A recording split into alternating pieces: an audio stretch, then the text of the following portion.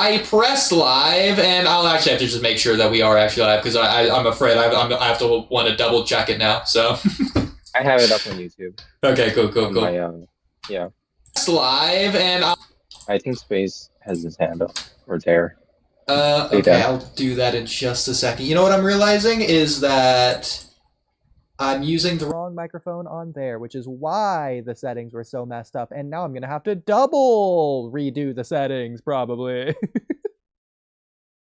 But Mortifying stuff. Sound better now. Pre-save things or have it memorized? No, but it shouldn't be too big of a deal since I just undid it to now have to redo it, basically.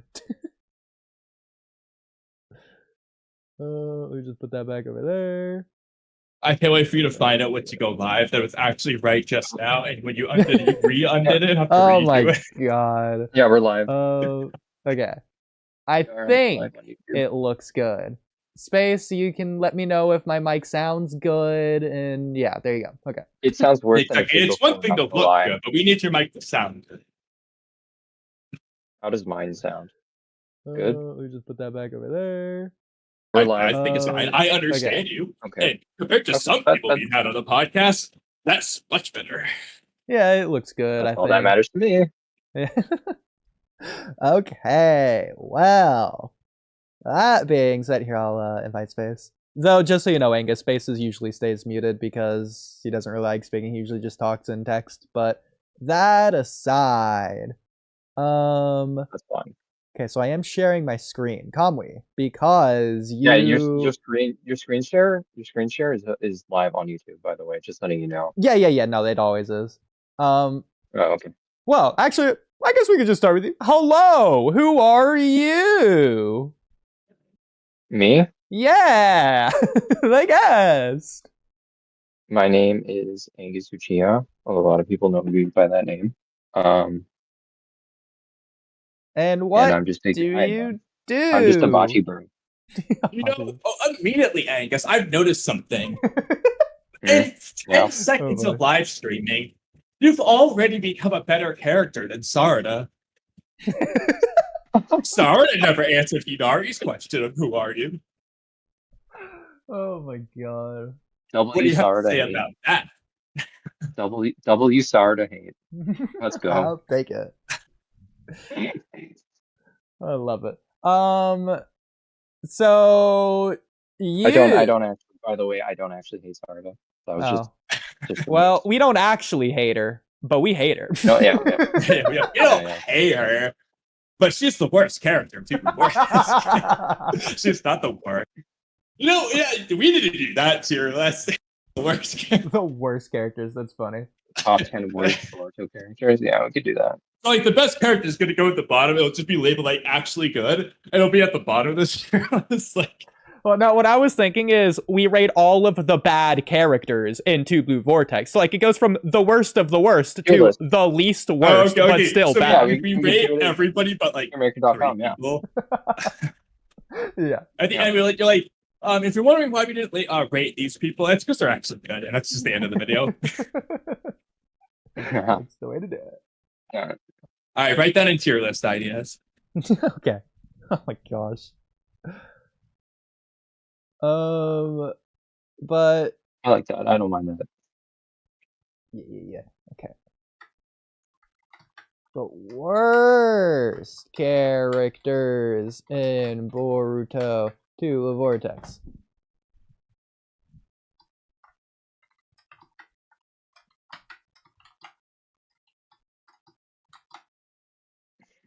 Salute aura farming. But Kamui, since I know you had a bajillion topics you wanted to do tonight, did you want to start us off? Oh, thank God. See. I thought we were just going to be silent for... Let me see what our options are. All right, do you want to do a bunch of quick, silly things? Or do we want to do, like, a more in-depth, longer one? Well... Let's start off with the quick, silly things. That's always a good start. Well, just to be clear, Angus, there are infinite numbers of both. So, you know, just keep in mind. Okay. Well, that's good. That means we have plenty of content for later. Okay, perfect. Yeah. So, It's more of let us know when you want to switch rather than which one you want to do. I think we can start. This was inspired by a Daigo video. So search bro what in Naruto topics.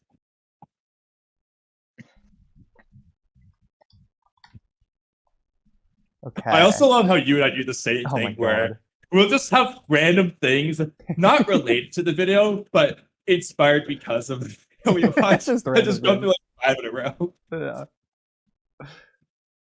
But so it's the one with the Naraka path as an image.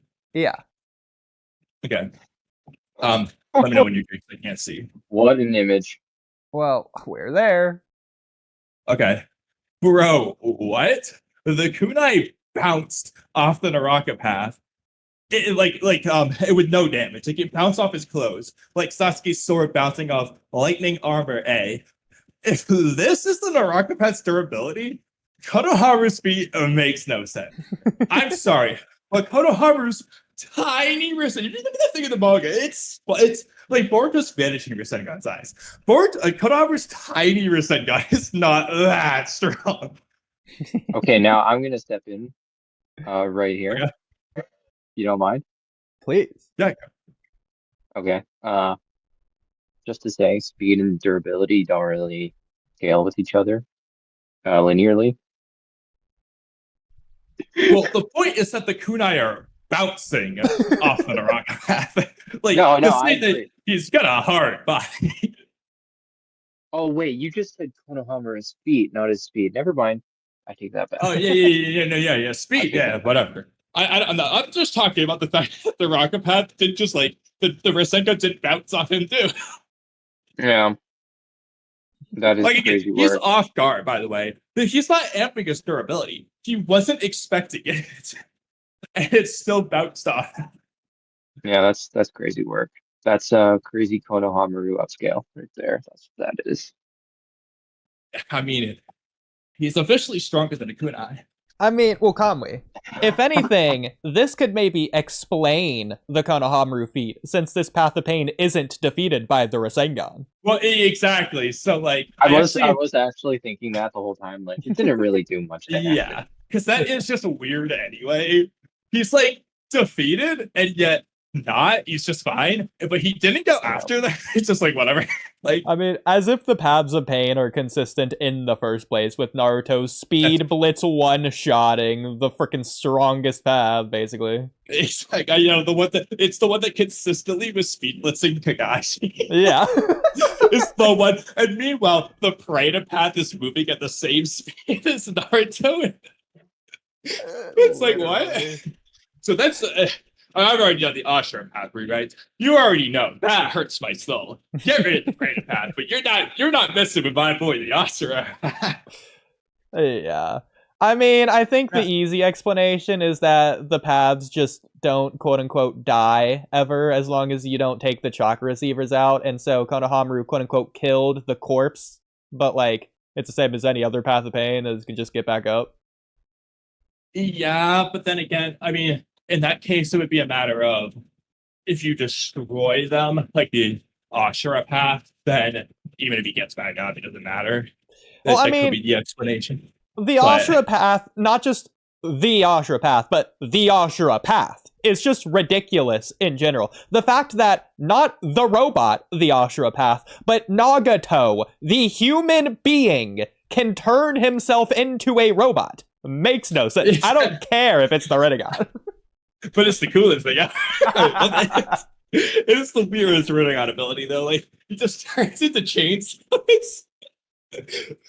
But speaking of that, though, the problem is, like, so the Ashura path got, like, knocked out after he shot the missile at Choji. But, like, technically, based off what you said, I don't think the Ashura path's destroyed. He should have been shooting missiles at Naruto while destroying. That's funny. That's kind of funny. I like that. So I actually have a rewrite heavily related to this, but before that, I just want to do the topic that's right below this because it takes 3 seconds. Yeah. It's the one with Kakashi. Yeah. So, bro, Kakashi had Sasuke at his mercy here. Like, look where the kunai is. Sasuke's lucky Kakashi didn't want to kill him and just kicked him out of the way instead. It is right at his neck. Sasuke is helpless. He's dead. Kakashi just one-shot Sasuke here. Thoughts? I don't remember this in the anime. I don't think he has You know the what that kunai means, in the right? neck in the anime. Because I saw this through Daigo's video. Because I didn't know this. I don't think he does that. You know what that means, right? Sasuke is sub Naraka Path level durability. That's the conclusion. Yeah, actually, wait. The Naraka path is stronger than Sasuke. He gets the kunai when he kills Sasuke, but not the Naraka path. Yeah. Well, remember Yeah, Danzo. Sasuke is not on stage dark. I have more He's proof of weaker than this. Konohamaru. Danzo was surprised when Sasuke broke his kunai with the Susanoo. So clearly, Sasuke is kunai level. Yeah, so we actually just have an argument for getting Konohamaru over 5 Kages of Sasuke. Yes. I mean, the facts speak for themselves. No, but on a serious note, the kunai was poised to kill him. It doesn't necessarily mean it would have. Obviously, just get that out of obviously. But like, it would have. Yeah. I mean, yeah. We all know. I mean, because kunai's attack potency in Naruto is probably among the most inconsistent things. It's on one hand one-shotting Kage, and on the other hand, it's not hurting again. Yeah. I do want to find in the anime, since we talked about this before, I don't think we ever actually looked at it. The scene where Shizune chooses to spare Kabuto. Yeah. I don't think. I think they first met when they became. If you want to know when they first met, is when they became Genin under Hiruzen. Oh, that's funny with Shizune and Kabuto. No, Orochimaru and Tsunade. Oh. Well, yeah, no, they first met in probably the academy or whatever. Yeah. I think though, Oodie, based off the Daigo's video, actually, I think the time you might be referring to could, if it's not the initial encounter where Kabuto says like, "Oh, this medic's good," it could be after Tsunade does the body pathway derangement jutsu, because Daigo said that Kabuto mentions that he's like not at 100%, and because of that, Shizune can be trouble. I don't know if he was just saying that or if that's a thing. No, it's not there. It's in the first encounter. Okay, then yeah, it's just gonna be when they first.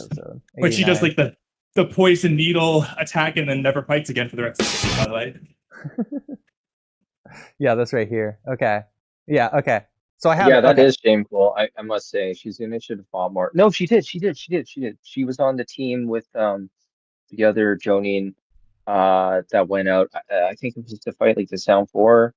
Well, no, Shizune didn't go. she stayed by. Yeah. If she went, then Sasuke Triple Arc doesn't happen. No. There was an initial team. There was an initial squad that went out. Yeah. So Shizune, Genma, Raido, and Iwashi were on a mission, but only Genma and Raido went to fight the Sound 4. Yeah. Yes, but they were still on a mission.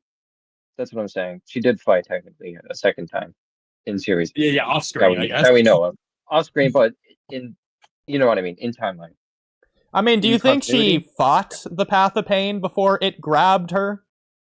No, because we see it just off guarded her. Okay. That's true. So, I mean, I already mentioned a rewrite to where Shizune is treated as a prodigy at first. Make her a prodigy. Uncle's Orochimaru's student. Make her a prodigy. Mina could be the best of the prodigy. But have them all three prodigies. Do you want to hear my rewrite for Shizune? Any not?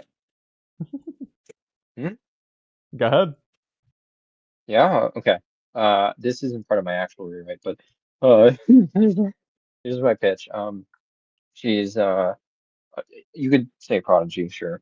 And then she becomes part of the Anbu, and she's just this legendary Anbu She doesn't have to be legendary, but she just in the Anbu and then she like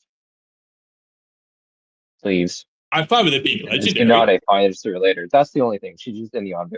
Ex Anbu. That's the only thing. That was my only rewrite. That's not even a rewrite. That could even be in canon. I think something that could be cool, kind of That along would that just be same cool to add lines, to her. but You know what? not I need really. to add that. I think it would be really cool if Tenten really loved Tsunade early on. So maybe instead of Tsunade, since Tsunade is training, and Sakura, maybe Shizune, considering she's like the ninja tool person in this fight, maybe Shizune teaches Tenten. If you want to make Tenten more I don't relevant really too. like that as much. Okay, fair enough. I mean, you could do, but you could also just have all three of them learn under Tsunade, but then you just feel like too many people doing it. I mean, with our team guy in the Search for Tsunade arc rewrite, I think it could definitely work. But yeah. Well, yes, because she's there to see Tsunade, so it makes sense. Yeah.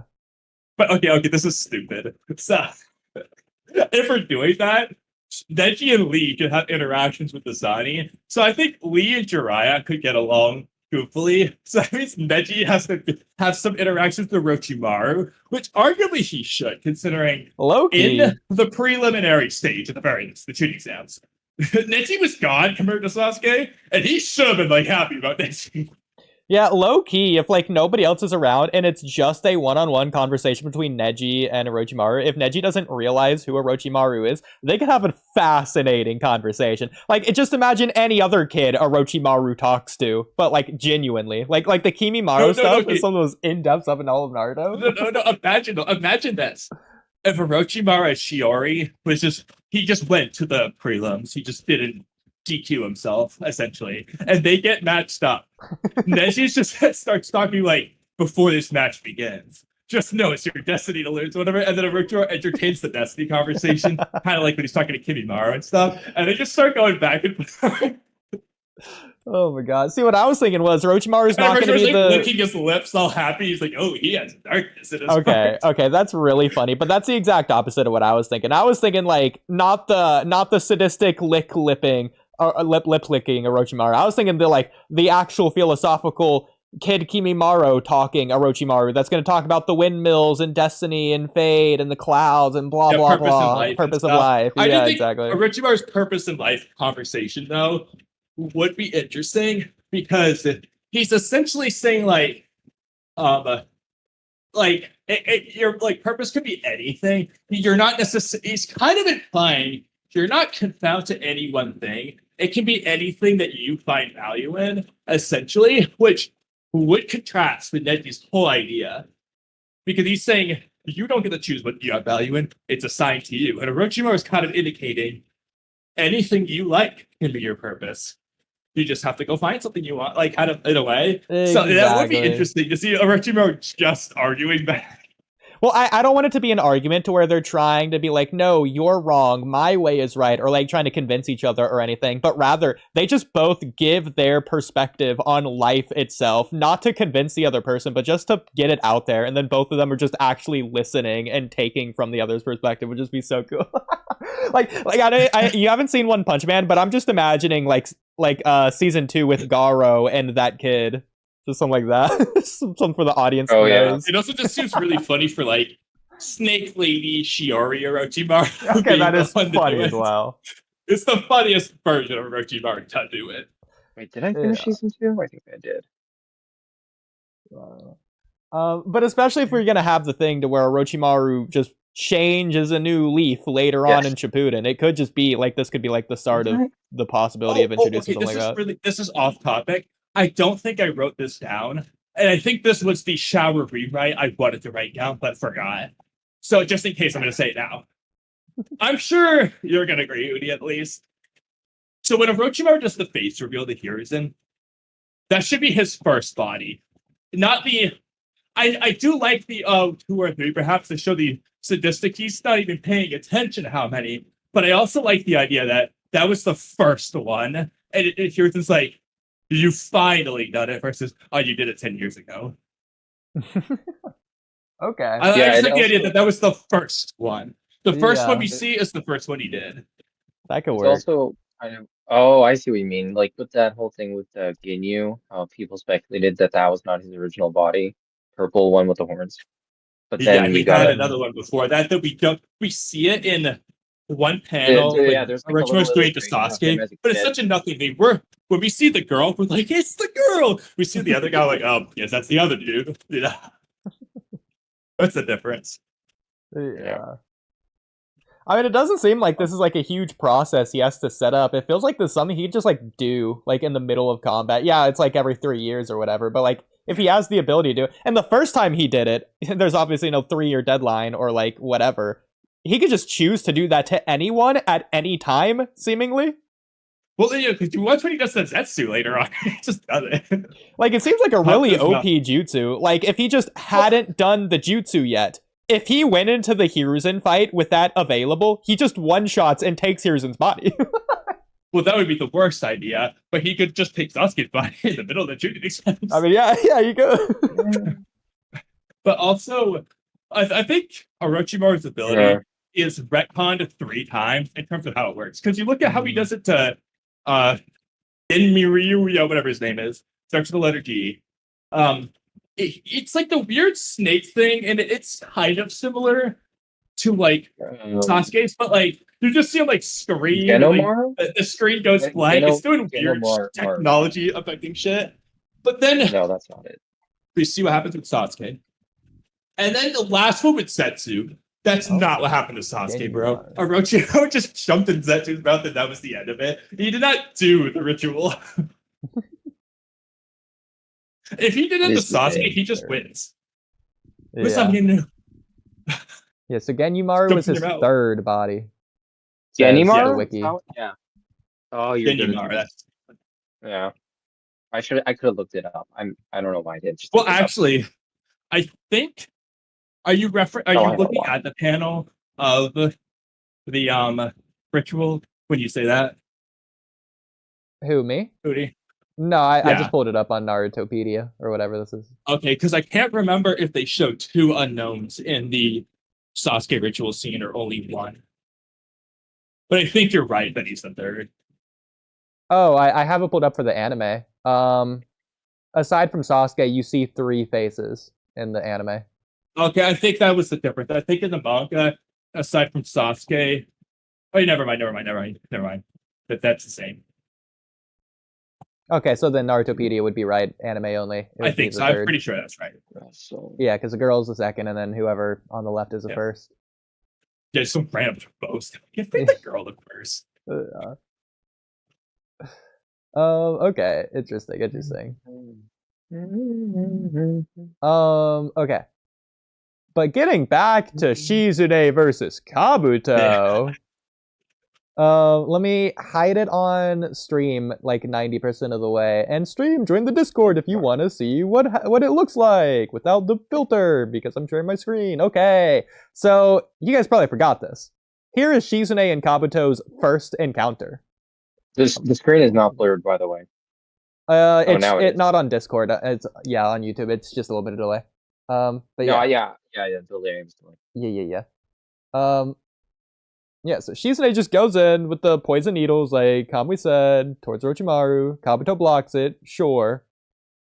Says, oh man, I caught your needle. I'm just gonna pause and go ahead to where... Okay, this is about to happen. Alright, yeah, so poison needles, whoa! And here goes Shizune. Just completely fair 1v1, by the way, as she's, like, just running straight at him. And just, I won't let you, says Kabuto. She wants to scalp up to his neck, right? Or something. Look at this, yeah. And then Tsunade stops her, right? Yeah, exactly. And then Kabuto's just like, this aid is good or something. Like, he does say she's good. Like, she just won. This attendant is an expert. But that obviously Kabuto's not ready for it. He's not being full power. But this does just indicate Shizune is like Kakashi level, and then she's just not. Exactly. Technically, you could probably argue based on this, it was going to be a mutual strike where if Shizune lands it, Kabuto is going to land his. But Kabuto does do that a lot of times. So it's the same with the B and Minato scene as well. Yeah, exactly. And I do think you could. I'm glad that you're agreeing with that, because I did want to make this to where you're not going to make this sound ridiculous. I do think you could argue the same could be applied to... I'm not saying it is, but it could be applied to... Wait. the Sasuke Kakashi Wait, thing. hang on. What is even the argument again? It's I got to say lost. I got lost that in the weave. it's like a zero-sum game to where if either side plays, then they both will lose. If Shizune attacks, Kabuto's going to attack at the exact same time, and they both die. And neither of them want to die, so So neither of it them was are going just to that it attack. was a mutual kill. It It's was like going the to be idea. mutual Same with kill. Minato and B. They both have like the kunai or whatever at each Who are other. you gonna say? Well, is the obviously, same, it's though? pretty clear. Yeah. Who are you saying is the same though, Oodie? Sorry, what? It sounded like you were gonna say someone else was also the same way. Yeah. I was gonna say you could say that might be the case between Sasuke and Kakashi here, to where it's not as simple as Kakashi could just jam it into Sasuke's neck right now. It could, and it's not necessarily to say that he doesn't want to kill him or whatever. Like, he's warning him or whatever. I think it's fair to be like, he's like, it's possible. It's possible to where it could just be similar to some of these other examples. The reason why I'm going to disagree is a couple. I mean, it's definitely possible, but there's a couple of reasons why I'm going to disagree. Mm-hmm. So one, Sasuke got caught off guard by Kakashi showing up. Yes. It's not a matter of Kabuto being off guard by Shizune's strength. He just didn't see Kakashi, period. Two, looking at how this is portrayed, Sasuke's like lunged falling forward. The Chidori hand has been caught. So yes, Sasuke has a free hand with nothing in it. And you look at the distance between the kunai and Sasuke's neck compared to Kakashi's foot in Sasuke. Remember, Kakashi lands the kick before Sasuke does anything. The kunai is just gonna hit sooner. It's millimeters from his neck versus feet from his body. You know what I mean? So it's just, if Kakashi's able to land the kick before Sasuke can do anything, Sasuke's willing to kill Kakashi, by the way. He should have been capable of landing the kunai. So, and Kakashi was also willing to kill. They were all willing to kill each other. Yeah. And but I was going to say as well, wait, Kamui, were you done? Wait, what? Were you done, Kamui, with your argument there? Yeah, go. Yeah, I was going to add to that. Sakura also had his back. So he was at a complete disadvantage. There was no getting out of that. Yeah. Yeah, and aside from like retreating, which I think is what he does. I kind of forget. Yeah, I mean, I'm just presenting the possibility. I mean, especially based on the angle that Kakashi's falling here. He's coming from the top left, falling to the bottom right, and he would have to stab the kunai back to the left. With that, it would be a mutual speed lines. Like, I'm saying it could be more that this is like a defensive thing than an offensive thing to get Sasuke to Kakashi? jump back. For Kakashi, yeah. Yeah. It's not to say you better watch out, Sasuke. If you keep going, I'm gonna take you out before you can attack Sakura. It could just be like him getting the advantage rather than the killing move. Well, Kakashi wasn't going for the kill yet anyway. He makes it clear. He tries to talk him out of it and then proceeds to talk about how, this must be how Hiruzen felt fighting Orochimaru before Kakashi kind of gets like, all right, I have no choice to kill you. I don't think he wanted to kill Sasuke. I think, if anything, the knife is just like, one, defense for Kakashi if he needs it, and two, like, yes, exactly. Almost like a false threat to say, I could kill you, but I didn't, like, so stand down. Like, it's kind of like a mix of things. But he wasn't going for the kill either. If he was, he could have done it. Well, he wasn't going for the kill, we agree. The question is, in the hypothetical case to where Kakashi was going for the kill with this kunai to the throat, would he be able to land it, or was this more of a defensive thing to where he just wasn't going to be able to land it, or he thought it would be too risky to try? In my opinion, if it's not too risky to go for the kick, and he's capable of going for the kick based off the, positions of everyone, he should be able to do the kunai.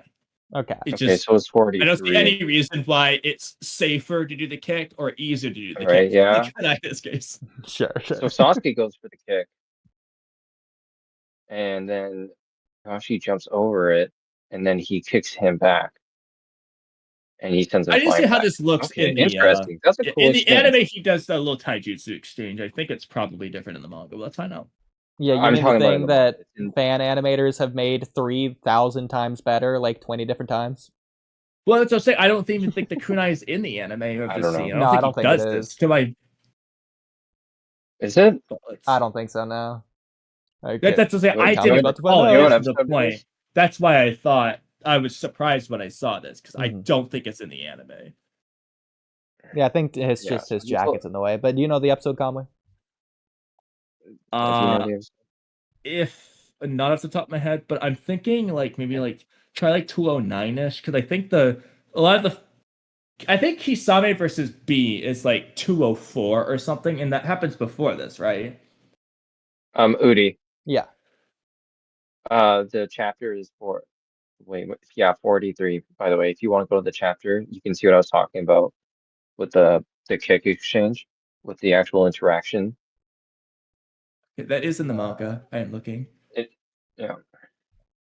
Chapter Here, you have 43? the For what am I looking for? 483. 483. Yeah, I'm looking at it right now. So everyone has their reactions. Kakashi just thinking he really meant to kill her. How you fall, Sasuke, and then Sasuke after he's reacted. So Sasuke reacts, and Kakashi says this, and then Sasuke goes for a kick. Kakashi dodges and kicks him away. And at that point, then yeah, the kick's probably easier. But I'm thinking like the initial encounter because Sasuke hasn't reacted yet until after Kakashi already had the kunai to the You'll see. He's pulling it up. Mm-hmm. Yeah. So, yeah, you'll see what I mean by the kick thing, the kick exchange. Something goes I'll add first here, Sasuke does have his Sharingan deactivated. I wonder if Kakashi knew that, or if he found that out, like, in real time. I think he was looking directly into his eyes in that panel, so he saw that. To be fair... Yeah, but he might not have thought about it. Yeah, it might not have registered, but he could see it. To be fair, we don't know how fast these certain things happen in the manga necessarily. So the kunai to the neck and Sasuke going for the kick. Quick exchange. Sasuke might just be reacting in time to where Kakashi couldn't have got the kunai to his neck in time. Like, I'm not saying it's possible, but I don't know. I mean, like, just also looking. I mean, can you pull up the anime just to see exactly how that looks? Yeah. Again, do you know the episode? I would just start with like 209 and see from there. Here, I'll just Kakashi versus Sasuke episode 214. It might be 213. Yeah, probably 214. I'm shocked at how early it is. I always forget how quickly we get to. No, it's not 213. Where did Kabuto get that weapon, by the way? Like, I know he pulls it out in the hospital with Sasuke, but like, what is that thing and where did he get it? Yeah. The curvy kunai. It just looks like it's worse for stat. I might be good for slitting throats, but wow, this episode is entirely flashbacks. I do remember these, in the 5-7, and I think they do the same flashback. Like they later, at some point, they just redo the same flashback. I get. Yeah. Okay, so gonna be right here. He really meant to kill her. Okay. You found it. What episode is it? 214. Oh, it's 214. Nice. Okay. That was close. Okay. Oh. All right. So, and I think I am still sharing my screen, right? Yeah. Yep. Okay. On Discord, at least. Yeah. Okay. So Sasuke goes for the stab. Kakashi counters. He does have the kunai. Okay. Yeah. I thought he did. I should have said. I just didn't remember. I guess, but it also goes by faster, so it's probably harder to notice. Yeah. Biggest mistake of my life was not mentioning that I thought he had it. So the problem is it pans away for so long with those slow-mos that it's like, yeah. Obviously, this is like 20 seconds for us. Obviously, we're not going to count this as any real time moving in the manga. One thing I'll note is that I do want to point this out. Oh, go ahead. How do you guys feel about this?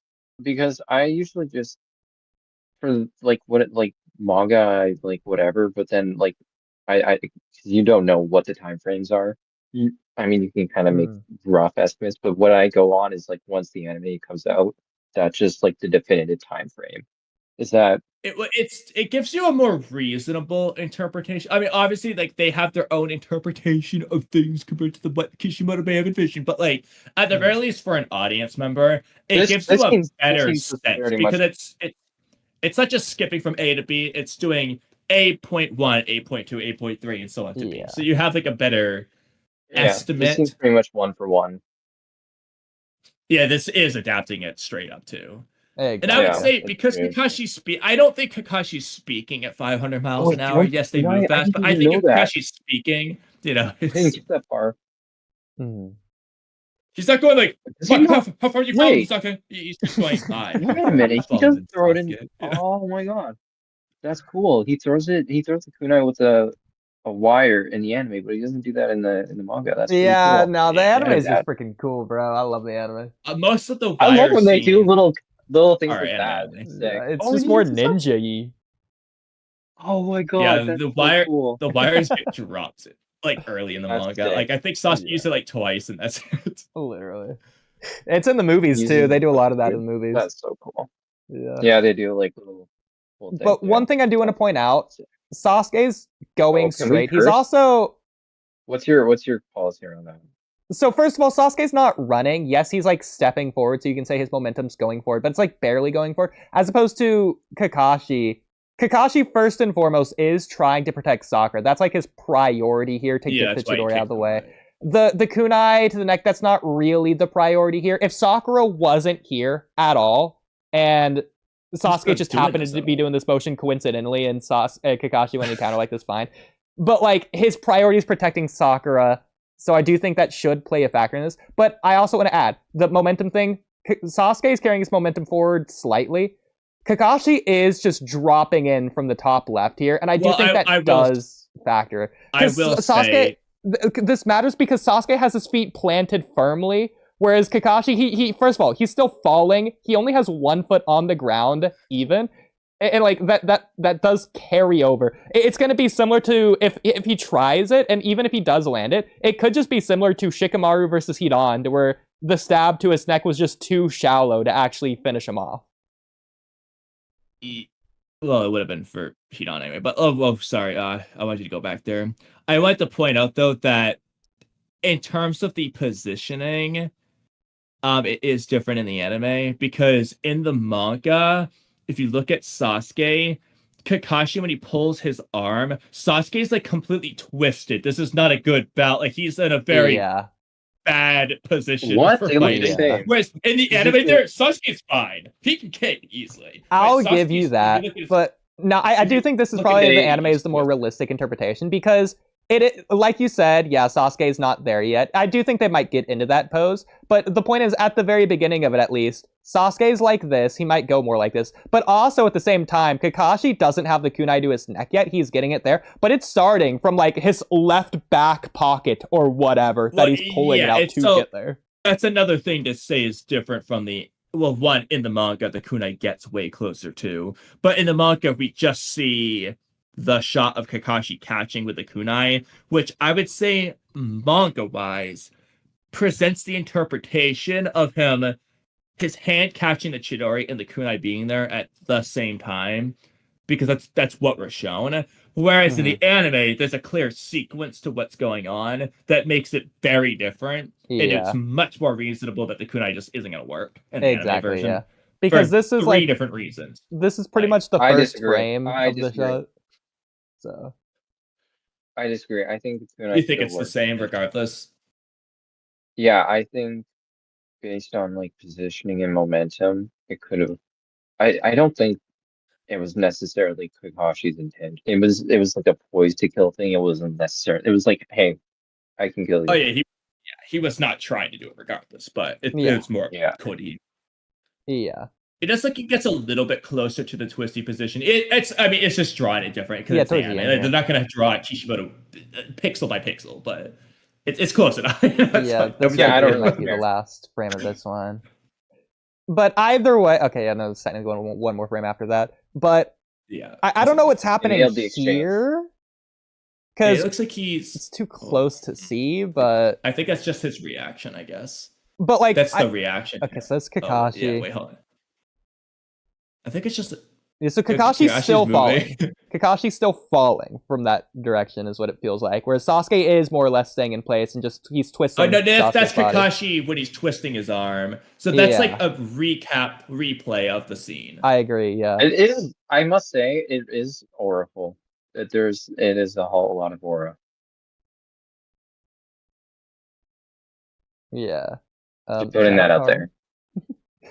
Yeah, so he still Did you hear me? has Sasuke's arm here. And Sasuke, yeah, so that's the Disregard it. thing.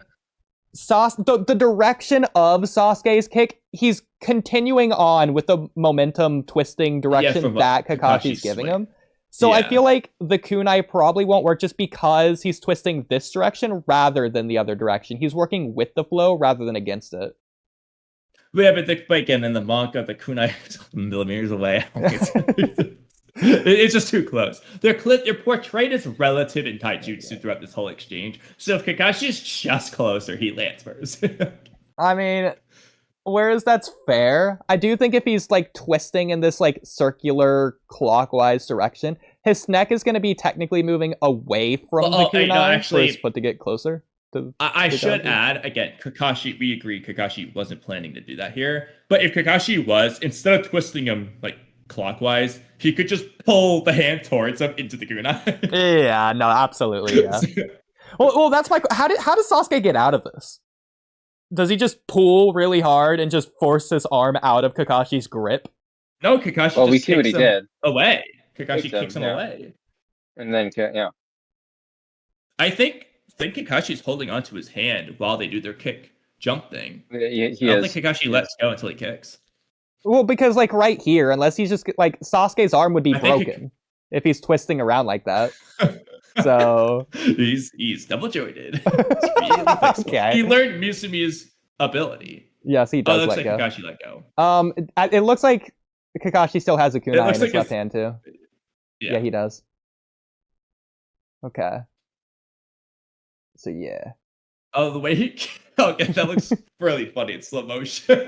If anything, that's kind of what I was like getting at with the momentum, though, because Kakashi's moving away from Sasuke here. So when he kicks him, the kick's not going to do much. If he's like running at Sasuke and kicks him, he's going to do a lot more of a kick. But here it's just like, but wait, hold on.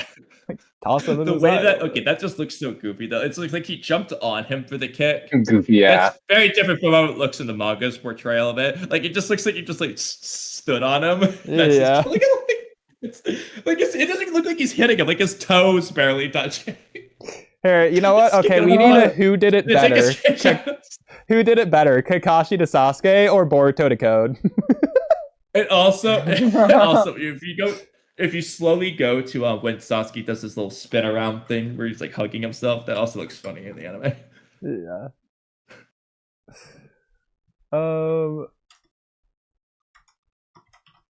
Okay. I mean, obviously they're doing two different things here, but yeah. Oh, I guess I see what you mean. Yeah. So stupid. They did depict it slightly differently, but they also nailed it. They're not comparable at all. I know. Like, Sasuke's pose is pretty goofy. He's got his butt sticking out. If anything, it's making Sasuke look worse than Boruto's making Code look. Love it. I love that. That's so good.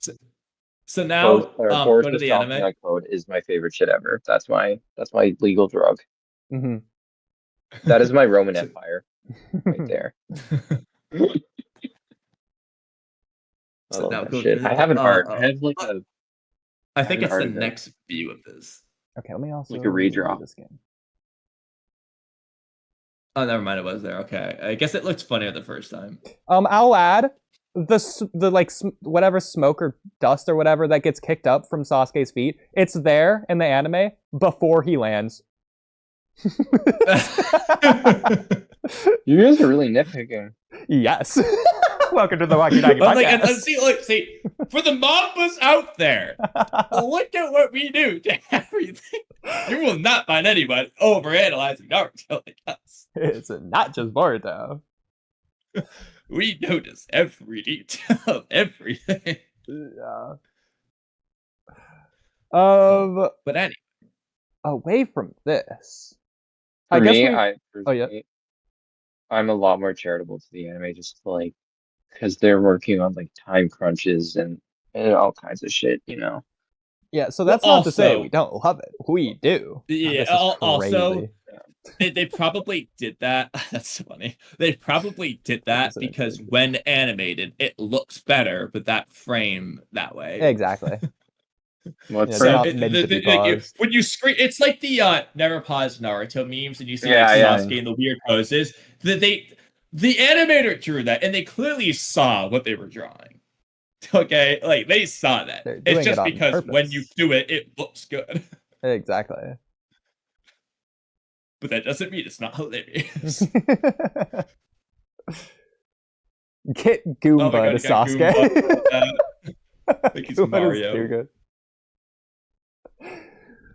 That's funny. They always say it gets worse when they're together. I mean, absolutely. Yes. Okay. Do we just want to do some intro pictures while we're there? We haven't done that in forever. Could, or we could do the Naraka Path rewrite that I actually never got to. Here, okay, we'll just do one intro picture just because we're here, and then we'll do that. Okay, this is your intro picture too. Oh, I just when we were on that thing, I noticed this. So, Angus, if you don't mind reminding me here, because it's been a while since we've seen the Sasuke versus Kakashi fight. Why doesn't Kakashi like to repeat himself to Asuke? Because as you can see, here, it's Asuke that he doesn't want to repeat himself to. That's what chapter is that from? Oh, that's probably later on. Let me see. The same chapter we were just reading. Okay. Okay. Oodie, yeah. I have an idea. Okay. This is gonna get an NC Hammer questions, and it will say, when was the character Asuke? When did the character Asuke first? When was the character Asuke first mentioned in Naruto? Like in what? Oh my god! To make it easier, so it's not ridiculous. You just have to know a chapter. I'm doing it right now. Okay. Well, I guess while we're here, so Angus. Yeah. Who does Naruto say, "This is my show" to? What character does Naruto say, "This is my show" to? Is it? I think I know. I think I know as well. Well, he definitely says it to someone, and it's definitely in Naruto. It's not after he guesses. I'll guess. And where? Oh yeah. Oh, okay. Really. Angus has a guess. Kamui, you're a lot more likely to get this just for context. I don't know. Me things. I have no idea. Well, you want to just spitball, just throw one out there?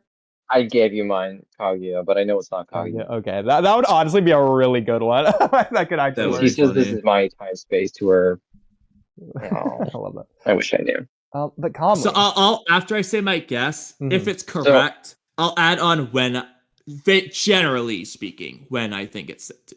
Okay. My guess is it's said to Sakura in one of those like end episode goofy things. Like they do those things where they're like acting for the show and they're like talking about, oh yeah, that was a great acting session, blah blah blah. And like I think it's like when Naruto's just like, hey, this is my show. Like I think it's to Sakura specifically, but it could be someone else who's there.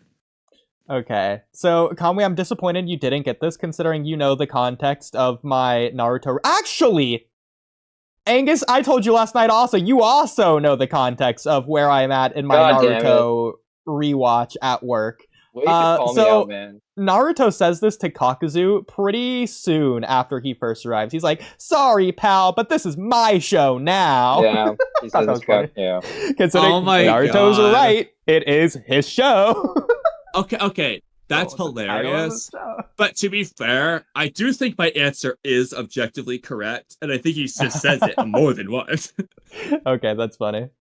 Because I know for a fact there are scenes of those end of episode things where he says it's his show. Okay. I mean, the show's named after him and stuff. I want to do another one now. So, here's another good one. What Onbu division does Danzo lead? You're gonna make me go look at some now.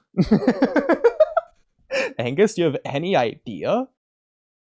For this one, I will be willing to give a hint of when it said, as if it wouldn't be hard to guess, but... I put something in the messages. In the messages? Okay, let's see. Yeah, in the chat, in the live chat on Discord, on the Discord chat. Okay, let's see here. Oh, Sauce kind of like it. Oh, good. Okay. Yeah. I like the So I idea. was thinking, It's not a was thinking, typo. It's the colorist ran out of room. yeah, Well, you no, know, the no, colored manga has a bunch of these things, and I Yeah. love it. Yes, Yeah. that's what I was gonna get at. The colored manga. That was gonna be my answer as well when you asked like when did he call him Asuke? I was gonna say like, oh, I think that's just a colored manga thing. Like sometimes they It make is. mistakes like that. So But yeah. the point of the NC Hammer Impossible Quiz questions is to be a true Naruto fan and know all aspects of Naruto, which includes all versions of Naruto, which includes the colored manga. If he wants to be the #1 Naruto YouTuber, he should know these things. Very fair. Okay, so Kamui for the abridged. So first, not for the abridged, but like just for normal. It's kind of funny. Kakashi says, "I'm sorry, I'm such a bad teacher," and Sakura says, "But you're ... What do you think she was gonna say?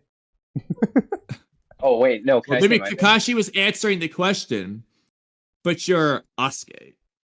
Yeah. Ooh. Here's my suggestion for the Naruto abridged. Here's what you do when he says Sasuke. I don't like to repeat myself. What you do is is you black and white, you monochrome the screen briefly, the image, and you edit out the S so it says Asuke but in the black and white to reference both at the same time. I love that. What I was gonna say. So obviously he says, I don't like to repeat myself, but I'll say this once more. Do not become possessed by vengeance. Obviously referencing to the end of part 1. I think it's going to be funny if he says, I do not like to repeat myself, but I'll say this once more. Perhaps I was trying to convince myself. I'm sorry, I'm such a bad teacher. Perhaps I was trying to convince myself. Sorry, I'm such a bad teacher, but you're... Sasuke. Yeah, what was you going to say? But you're a good teacher? It's just so weird way to say it. Exactly, it is weird. Not, but you're... Yeah, like, but you're Kakashi, I guess would be the thing she could have said, but like even that. You're... like Kakashi's anonymous. You're not. Like, I don't know. Copy ninja. You're copying Ninja Kakashi of the Sharingan. I do think, but your isn't in reference to what Kakashi's saying. It's in reference to the fact, like she's just reacting late to Kakashi's arrival in general. Oh, like, no. But you're supposed to be with Naruto. Yeah, exactly. Oh, maybe she was gonna say, but you're here. Oh, that'd be kind of hard. That would actually narratively be the best. That's what she said. In my head, cool. That's what she was gonna say. Yeah, because it's saying you're not a bad teacher because you're here now. In which case, I don't know why Sakura would not say it. But exactly, yeah, like that would have made Kakashi feel a lot better. Well, maybe she just felt like it wasn't good enough of a... Yeah, maybe if she said that, Kakashi would have been motivated to kill Sasuke. Can't have that happen. Yeah, it's like, but you're here, but he's here to kill him, so... Yeah, exactly. I like axles, but you're not. I'm just buns. It's not my fault. Oh my god. Okay. You're not. So, did we have any answers to the Onbu Division Danzo leads? Oh, I forgot the answer, to be honest. I looked, but I forgot what it was. I know the answer. So obviously it's not going to be something like the foundation, the root. It's not going to be like that. It's going to be like, even I don't remember. It's like, I'll say what I think the answer is after, but do you have, either of you remember anything? No? I do. You do? What is it? Yes. It's called the Hawk faction. Let's go! Okay, it actually is. Yeah, he's right. The Hawk Division. Yeah. Yeah, I always forget then remember when I hear it, because I remember it being said, but I can never remember off the top of my head. Yeah. Yeah, I don't know why I remember it. I think I remember it because it just sounds cool, so it's just stuck in my mind. The Hawk faction. Yeah, especially since, Team Heavy, Team Taka, the Hawk or whatever, just kind of works. Yeah, that's a different thing, but yeah. Yeah. Because the Hawk faction is reference to in politics, or like hawkish versus dovish on foreign policies. Oh, I didn't know that. That's kind of interesting. That's what it's a reference to, yeah. Yeah, well, me and Kamui are like the least political people you'll ever meet, so we would not know that. But to be fair, Now you know. the only somewhat cool politics is Naruto politics. I'm very, very interested. I do all the fun. I watch But we know political someone for you. YouTubers. Yeah. Yeah. So I like the Naruto politics. I think that's one of the most interesting parts, one of the most underrated parts of the politics part. Interesting. Well, you know what? This one's slightly related to. I'm gonna give you some easy ones first. This one's slightly related to politics in a way. Who is Okay. canonically enemy number one? Canonically, enemy number one. So in what context?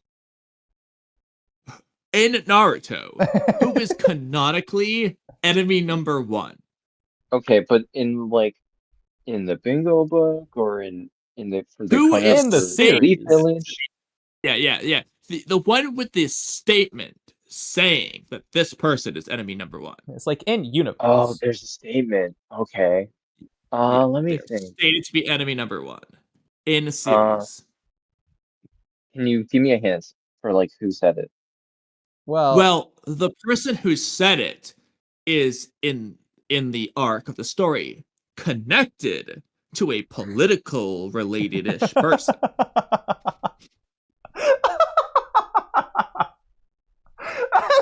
They have such ties to a a roundabout political way.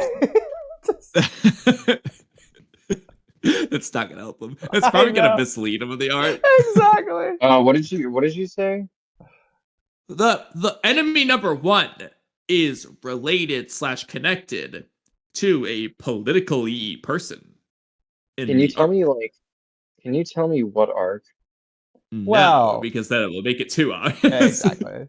Would it be too obvious to say who said it? Because you did, might make it too obvious. That's the But question, though. it might make it too obvious, but might not. Can you tell me what- start with the useless as possible hints and work our way up. Okay. Enemy number Wait, one is a ninja.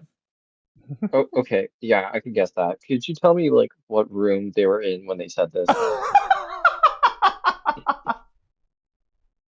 Wow. And you could say like they were in a hallway, they were in a bedroom, they were outside. They were outside. Okay. And we cannot forest. specify more than that because it will give it away We in a heartbeat. But that's gonna lead you to like 3 possibilities that if I say anything more. Yeah, if anything, our answer to what room were they in is no. Okay. Who's enemy number one? Who said? Oh wait, you can't say who said. Okay. We think that'll give it away. We could Uh, narrow it down if you want. no, don't even narrow it down. Okay. Just let me think. I have some more vague hints after. It's someone non-obvious, right? It's someone you wouldn't expect. Well, That's Oh. debatable. I'll say this Okay. though. The person, the enemy number one, is not a leaf ninja. Okay. Okay, well, since you're saying that, I'll say the person who says this person is enemy number one is a leaf ninja. Okay, I have no clue. I don't know. Okay, we'll narrow it down a little bit more. Naruto said it. There you go. Um, That was more generous than I was going to say. I was going to say it was Zabuza. from someone of the Uzumaki clan who said it. was it Zabuza? It is was. Zabuza. Yeah. It was Zabuza. Okay. There you So, go. completely unrelated to that one, what is Naruto's least favorite color? Canonically. Does he say it in the manga I'm or anime? pretty sure, definitely in the anime, probably The in anime. the manga. Mm. It should Well, that be. takes away what my guess was going to be. I was going to say red when the bulls are chasing him to the tuning exams. Oh, that's yes. funny. Yes. Okay, That is I'll funny. give you the full quote after the anime quote, at least after you I'm gonna guys. guess. Yes. I'm gonna guess his least favorite color is brown gray. Okay, so the answer is green. And It's do you have green. any Okay. idea why? No. Why? Well, okay, I'll give you the quote first before I Okay. give you the context. Okay, Green's just about my least favorite color. that's the full quote. That's the Isn't- the part. Well, there's one little thing I skipped before that, but I'm gonna say it. Okay, based on dialect, it feels like Naruto would say that, like he would be like a blech right before it. So I'm gonna say this is Yes. in reference to something he would be eating. I know he said that similar Okay. about Minma. You are correct so far. Okay, In okay. So that Okay. really leaves Movie. you with one thing you might guess that's wrong, or one obscure random thing that's right. So the thing that would be the most obvious, which it probably isn't, is it happens at Ichiraku Ramen Shop. Maybe whenever like Ayame adds something new on the menu or something. Really? Okay, that's not the obvious wrong thing that I had in mind, but that's funny. See, my obvious wrong thing was that he said it during the tuning exams. When in the Hmm. tuning exams? Maybe actually when they met Bushy Brows. Oh, that is hilarious. Oh, No, but that that's a would be good idea. hilarious. Okay, because of That's his green funny. jumpsuit. Yeah, no, okay. Okay, so the obvious wrong one that I had in mind, I'm just gonna tell you it, would be at Mount Miyaboku when he has to eat like the bugs. That's Oh, not that's that's funny. not None of what them it are is. green, But that though. would Yeah, be my like obvious untimed wrong video. one was going to be Sakura's food pills, but they just clearly aren't green. They're They're brown, yeah. Yeah. Those are obvious wrong because they're obviously wrong, not because they're obvious answers that happen to be wrong. I was thinking Okay, Bushy Brows because that Well, you know. it's an obvious answer I that don't- just happens to be wrong. I don't know whether to tell you who he says it to as the next hint, and then you figure out the rest of the context, or to tell you what arc it's in, and you do the rest of the context. Did I not Which guess do it you- right with the tuning exams? It is okay, depending on who you ask, it would be the right arc, but it is Okay. technically not in the cheating exams, which is going to give away to Oodie what arc it's in. Yeah. So Konoha I know. Crush is the arc that it's in. Yes, I could have guessed that as well. Oh, when does he say that? Now I'm thinking. I don't know. Well, I don't think he eats anything in this arc, so I'm just gonna rule out food, Mm-hmm. just from memory. I feel betrayed that it isn't Bushy Brows. That would be At hilarious. least number one It is handsome gentleman. hilarious. He's had just about enough of Gaara and not the color green. Mm-hmm. It could be, I don't think it is since I've recently rewatched these episodes. It could be when Naruto, Sakura, and Shikamaru are chasing after Sasuke, and then Shikamaru stays behind to be the ambush diversion guy, and then Sakura's like, oh, I wonder if he's actually doing it. Maybe he's not. And then Naruto defends him. Before he defends him, maybe he'd be like, oh, Shikamaru's so green. I hate green. I don't know. So I'll say the scene I'm thinking of. takes place Wait, hang on. between. Can I say What something? were you gonna say? Yeah. Oodie, when you were describing that, I thought of Inko under Inko Midoriya under the cover when she's like, "Somebody help me!" and then Midoriya walks in and he's like doing the All Might thing. Do you know what I'm talking about? yeah. In This My is Hero the one, Academia. yeah. Yeah. Somebody help me. Yeah, that scene. Like the most wholesome scene Go in the on. whole show. Yeah, it's so wholesome. It's so good. Yeah. Whatever, space okay. series. But anyway, so the scene takes place Sorry, between Kamui. these two moments. When Naruto shows up and kicks Gaara, and when Kankuro and Tamari take Gaara and leave. It's somewhere in between those two Okay, moments. so somewhere during the Gaara fight. Okay. I'm think so he says it lost. anywhere at the end. He's gotta So, by the say way, it to Gamakichi or Can something. I say something else? Yeah. I haven't watched Naruto in ages. Yeah, that's not gonna help you on the NC Hammer Impossible. You need to have Yes. watched Naruto 3 times over recently. If you're gonna do that. Yes. Yeah, And I the have- problem is, for Oodie the and I record. are animals. It just most of okay. Oodie does a lot of his when he's rewatching right now. Every single one of mine, outside of any random clip you watch on the podcast, has been a random quote that I remember and just decided to do at that time. So this whole list of things are just random things I know by heart, and I'm just writing them now just because felt like Yeah. I'm ridiculous with the English. I have no idea. I gave you my answer. My answer Okay, was so- broccoli. I Yeah. have no clue. So just to reiterate what Kamui was saying, not having seen it recently isn't really relevant, considering I've probably watched this episode within the past month. Yeah. Yeah, I was actually going to say when you said you watched it recently, I was going to say not recently enough. Yeah. Okay. If you want to do this game with me, you need to have watched it during the stream.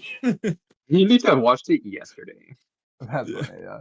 So my guess is it's going to be in reference to something stupid Gamakichi's saying, and he's not using green as in the color. He's talking about, like, I don't know, envy or some stupid random emotion or something, and Naruto's referencing that.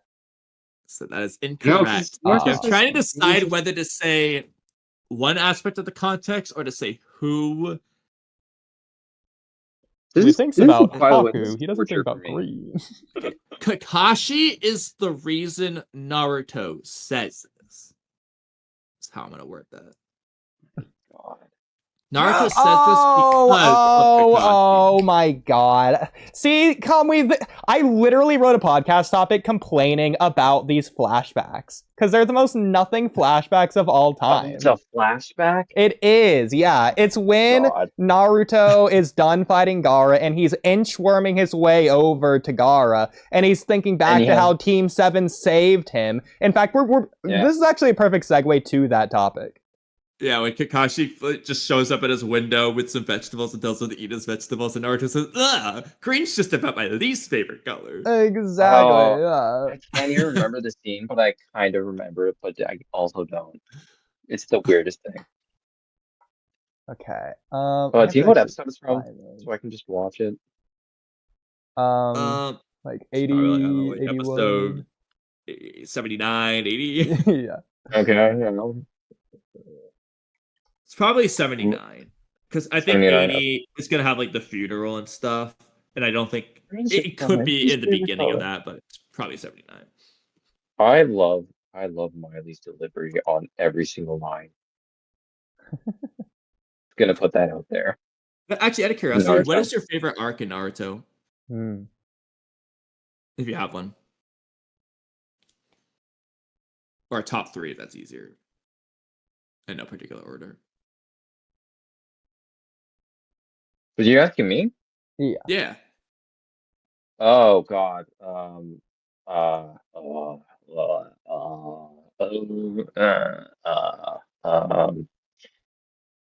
My top. Wait, what was that? My top 3 favorite? Oh my God, I don't know. Okay.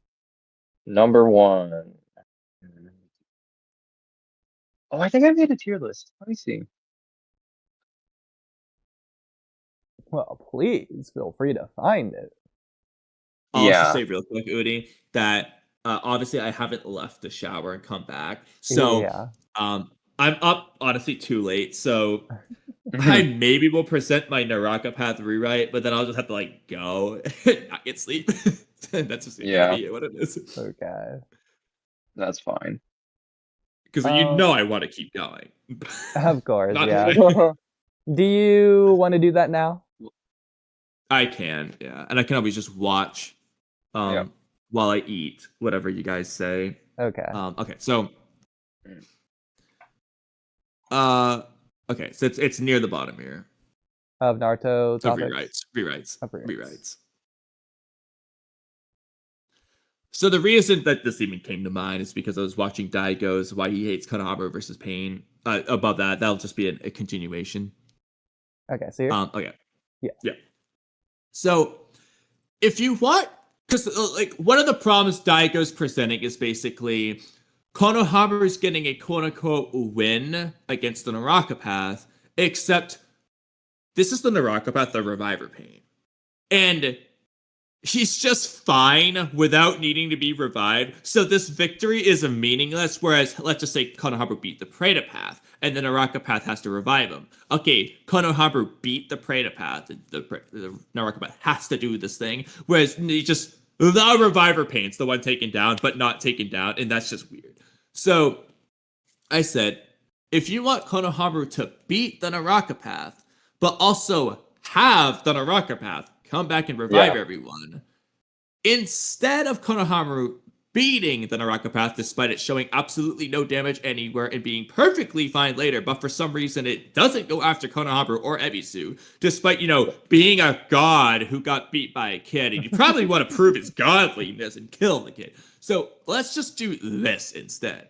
It just makes Pain, and by extension Naruto, in that fight in general, more OP and cool anyway. The King of Hell is an Outer Path summon in addition to the Naraka Path anyway, as we see with Nagato Renny Rebirth.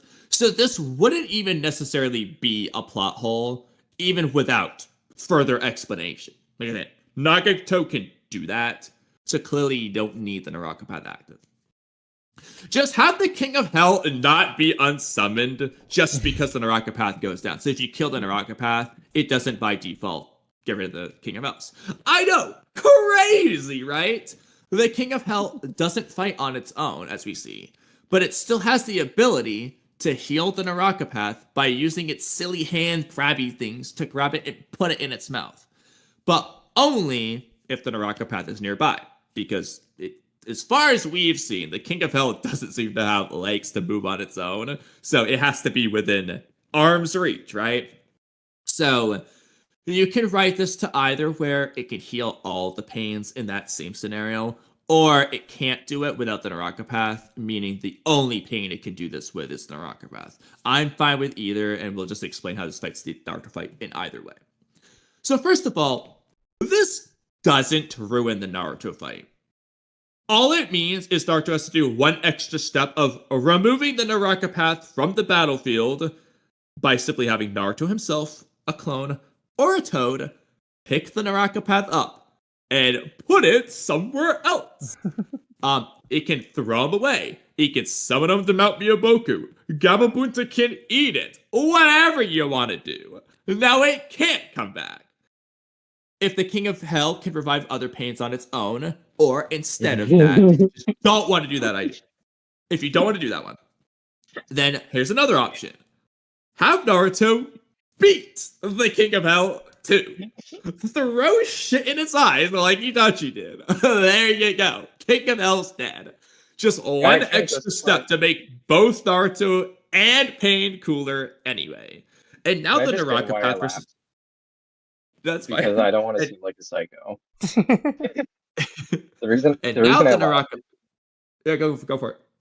Yeah, this will be really quick. The reason I laughed is because I thought of something which is like Konohamaru uses Rasengan on the Naraka Path and sends it spinning through the air like Jiraiya and Naruto. Oh, you know what'd be really funny?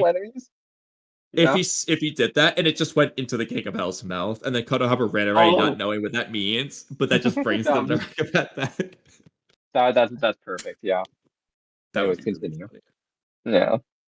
What I was originally imagining is he's just on the ground, and then the Naraka Path, we just see the Naraka Path hands reach out. And what I was imagining for this is instead of Naruto throwing the Rhino to space, he throws the King of Hell to space.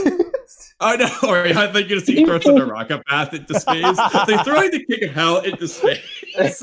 No, he starts lifting it up, but it's like it's the full body's underneath it, so he's like lifting it. It's like digging a root out of the ground. Exactly, There's so much more of it underneath. Yeah, it's like hilarious. I also like the idea of Gamabunta just like eating the Naraka Path.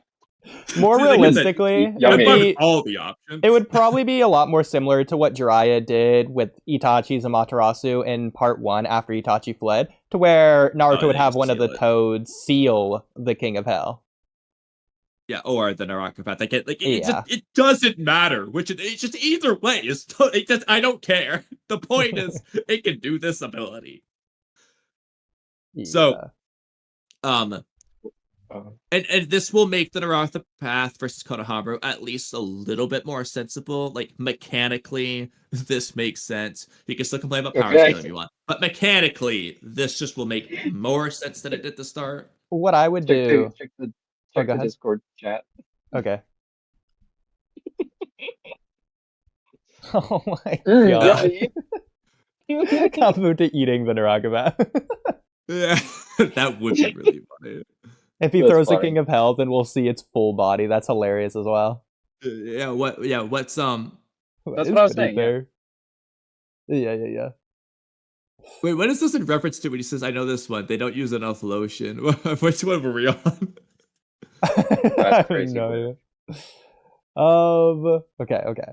But back anyway, to this. it's Yeah. so then this is just funny where I was just like just throwing on add-ons at this point. Well, real quick. I do want to add, so for the Konohamaru parts, because we've talked about this rewrite before, to where the other paths of pain come in after Konohamaru defeats the one path and kills Konohamaru, and why narratively that would be good for being dark and all these other reasons. Yeah. I think it also this could would be one- cool to where maybe the King of Hell is on like a timer or whatever once the Naraka path is defeated. The other paths need to urgently get over there to heal the Naraka path so they don't lose the King of Hell before it goes away That forever. could work too. Yeah, so the other paths, like the Deva path, let's just say, throws the dead Naraka path into the King of Hell to revive the Naraka path. Yeah, that could work. Another thing you could do is in light of the whole killing Konohamaru thing is Konohamaru thinks he beats it, and then he's huffing and puffing with Ebisu, and Ebisu's like I can't believe that worked. And then you just see the Naraka path behind him, and he stabs them both. And then they turn around, and it's like, what? But how? And they die either before he gets an answer, or the Naraka path basically tells them I can do this. The critique of this would be why Pain left the Naraka path more or less alone if it's the most important path of Pain that the other That's paths one of of the Pain are going to rush over there. That's one of the things. Okay. See, if I was Okay. Pain, if I was Pain and I was planning this invasion, I would have left him back in the rain village. Yeah. Yeah, you just have the Naraka path be on the outside. Exactly. Yeah, he's on standby. And obviously, Pain has this god persona. He doesn't think any of these paths are going down, blah, blah, blah. But, That's fair. hypothetically, the Naraka path was encountered by Kakashi. He's gonna bring, we know in character. I mean, this is the real reason. He would have just sent the Ashura path that helps the Naraka path if that happened. Whereas when it's Ebisu, Pain just doesn't think he's gonna lose, Exactly. If I was Konan, I would tell Pain not to bring the Naraka path. Leave him behind. Yeah. If I was Konan, yeah. Or the funnier one, use your shared-eyed vision. What the King of Hell isn't there. Why is he being off-guarded by Konohamaru ever? I mean, King of Hell's watching. We've talked about this before. Funnily, realistically, the Naraka path doesn't need to exist in the first place. We see Nagato is able to summon the King of Hell in the middle of the village from the tree where he's at. Exactly. That's very true. The Naraka path can go down, and they would shrug. Yeah, Nagato They can would be just like, do it where it actually, is. though, when you can say the Naraka path's easier, whatever. But when Naruto beat the Naraka path, why didn't Nagato just summon the King of Hell and just revive all three destroyed Pains at that point? Yeah. Yeah. Nagato is not- Gamabunta could have eaten the Naraka path. But I think that's the best one though, because then Nagato Yeah. wouldn't be able to do that. Or if exactly. he throws him into outer space, he needs the Naraka pet's body to do the eating thing. So if he just doesn't have the body, they seal it, whatever. There's nothing you can do now. Exactly. I do think it's important for the other paths to be wanting to protect the Naraka path, sort of going into what Kamui's about to say as well. So, if the Naraka path goes down, I think it would be consistent with Jiraiya anyways. Jiraiya took out the 3 paths of pain, the other 3 paths of pain rushed over. It's kind of the same concept. They could even call back to it. Oh, wow, to think this kid made us do what Jiraiya made us do, or whatever you want to say there. You if you really want to go overboard with it, you could even have Pain say the 6 paths of pain assembled for Konohamaru. It'd be ridiculous, but it'd be cool. The only person to do that too would be Kakashi. But obviously what they did there was the opposite, to say, I can't believe Jiraiya fought all 6. Yeah. Which is, they're not going to do what you just said there. I know, you would never do that. It'd be funny. But I do think something you could do, just speaking of this, see, this kind of gets into something I said. Now, you don't have to do it the exact way, but Jiraiya mainly fights 3, and he beats the 3. Kakashi will lose the 3, so you could still do that concept, incorporating into what I continue here, if you want to scroll down. So, screw Team Guy being out of the village. Kakashi and Guy fight Pain together, with the above version of the Naraka path joining the fight. that it's 3 of the pains, and this is the Narcopath's ability. So either during the fight or after is when we get the reveal that the Narcopath can revive itself if it's defeated. Katsu's gonna tell this to Naruto for Naruto to do his updated plan. It's literally what happens in the series anyway, but now this information's slightly different. So then instead of healing the osteopath outside the village when the animal summons them, you just have the King of Hell heal it on the battlefield, like right here when Kakashi dies. And then I added this. Go crazy. Kakashi dies here and Nagato uses Rinne Rebirth anyway. Let guy use the 8th gate for all I care. Okay. Guy's gonna get revived the 8th gate anyway. You know what makes more sense reviving him? Or Rinne Rebirth than what Naruto did.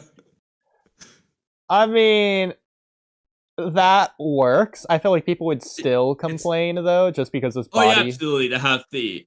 Well, then again, though, so obviously the 8th gate is hyped up to be, like, the best thing ever. Mm-hmm. But, like, to be fair, it was used against God, and he lost to God, Madara. At this point of the story, Pain is God, so if it's used against God and he loses to God, what's the difference? The only problem there would be is if he uses the 8 gates against Madara, then God. power's going. Yeah, because... I mean...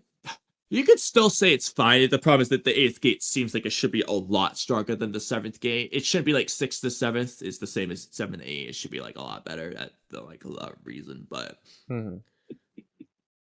but to be fair, you could also have Guy use the 8th gate to beat the Pains, and then the Narcopath revives them all. But you don't want the Diva path going down for obvious reasons. Something that you could argue could be cool. It'd be a huge change, but instead of Pain destroying the village because of arguably Tsunade, you could have it be in response to the 8th gate, and that's how you get rid of the 8th gate. So, like, he sees Guy use the 8th gate, and he just does that, so Guy never gets to, like, use it. Yeah, Guy goes around and takes out, like, 5 of the other Pains really quickly, so the Daemonpath has no choice. He just has to go up in the sky and do this. You could do that. It changes why he's doing it. Yeah. It changes a lot of things, but... yeah. So obviously that was kind of a joke with the Guy thing, but the reason I said this is because Kakashi dies. So I do. It could be cool. Anyway. But I think Kakashi and Guy fighting together is really cool, considering they do in the tuning exams, as some people like to put it, and the same way they do in the war as well. So it's like the middle point. Exactly. Yeah. And not everyone wants to hear it, but I do want to do a video about what if Guy was there from like 5 different perspectives of like the different variations of how that could go. And honestly, it's fine. Like Guy and Kakashi can fight Pain together. It's fine. It's not going to ruin it. Considering that Kisame, who is not supposed... Kisame without his sword is showing a relativity to 7th gate Guy, and Kisame is only implied to not be on Pain's level. 7th gate Guy is not one-tapping all 6 paths of Pain instantly. Okay, he's not. Sorry, he's not.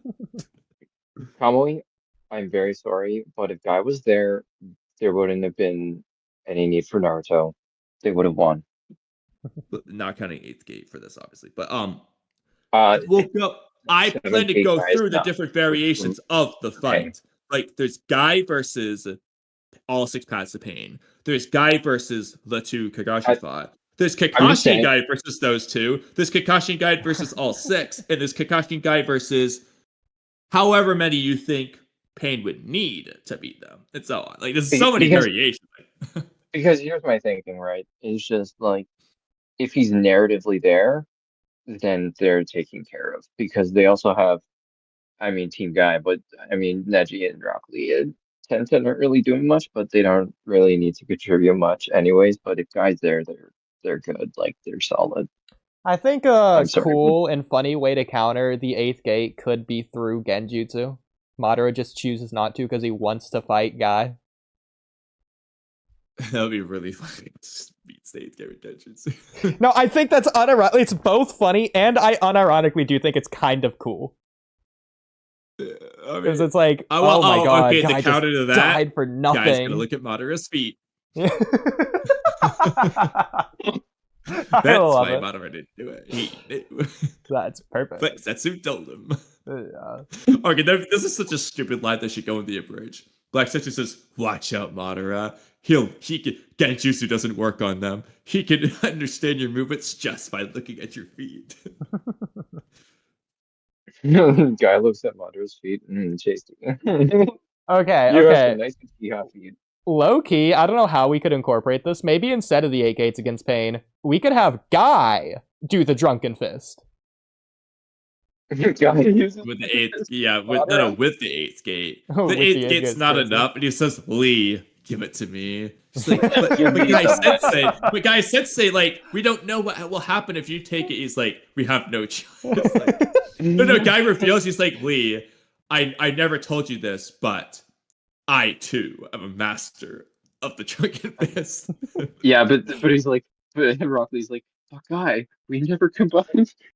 Or Lee knows, he's like, but Guy, if you do that while using the gates, we don't know what will happen. So we don't have a choice, Lee. No, even better. He doesn't bring that up. What he brings up is like, but Guy, you've never used drunken fist while fighting a new Uchiha. We don't know what would happen. Staring at their feet. Oh no, Guy, if you do that while using the 8th gates, you'll destroy your body.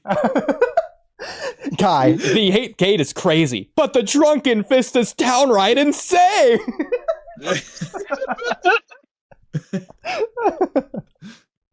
That's funny. Oh, I love it. Okay. Kamui, you should probably skedaddle. I know. I want to keep going for Yeah. 8 more hours, know. but yeah, I'm gonna sleep like 3 hours and then work out before I get my wisdom teeth out. So, Oh, to be fair, you'll probably sleep after wisdom teeth anyways. So there you go. yeah, I'll fall right asleep after. All right. See ya. Nice. Angus, we think you're great, and you can always come back. Oh yeah, I think you guys are amazing. This has been great being on with you guys. Awesome, yeah. Very happy. Yeah. And that's the whole reason, because Kamui has to go early. The whole reason we didn't do your rewrite tonight. We'll do it a night when we have more time. Wait, we're not going on? No, we can keep going if you want. I was just saying why we didn't do your hell yeah. Naruto rewrite tonight. Yeah, honestly, this would be a great time to segue to MHA, especially since Space is here, literally, whether he wants to speak or just text. But yeah, that's up to you, whatever you guys want to do. Yeah. Okay.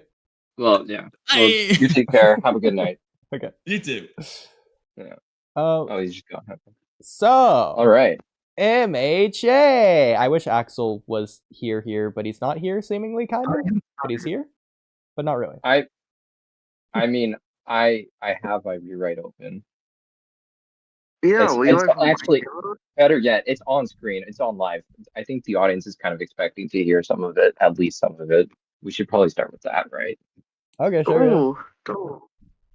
Wait, Sorry, we don't guys. do the one for him, the 10 IO show one today too? Let's do it. Oh, there's my joke. That's what I was laughing at in the background. Yeah. So Naruto, any clue where the Naraka path went? Naruto looks like Kamurocho runs suspiciously around. Oh. Don't ask me. I love it. That's good stuff. Yes. I even added. I was so disappointed when you did. See it immediately. Whatever, it's fine. It's fine, yeah. Okay, so let's get started then. Okay, sure. I just texted Axel and see if he wants to join. A little bit impromptu for MHA, but let's do it. Wait, are you gonna show us on screen? We're doing MHA, okay. Yeah. Alright, fine. Show what now, Space? We want chat to see the rewrite. Yeah. Well, I am sharing my screen on Discord as well. Do you think? No, it's just Yeah, I figure we do your Naruto rewrite next time with Kamui, and we'll just do MHA for the rest of tonight. Tonight, Miss Lacey. I really wanted to do my rewrite. For Naruto or MHA? I really wanted to do it, man. I know. I just want Kamui to also be able to experience it. Oh man, I feel so cocked. I had it open and everything. All right. I know.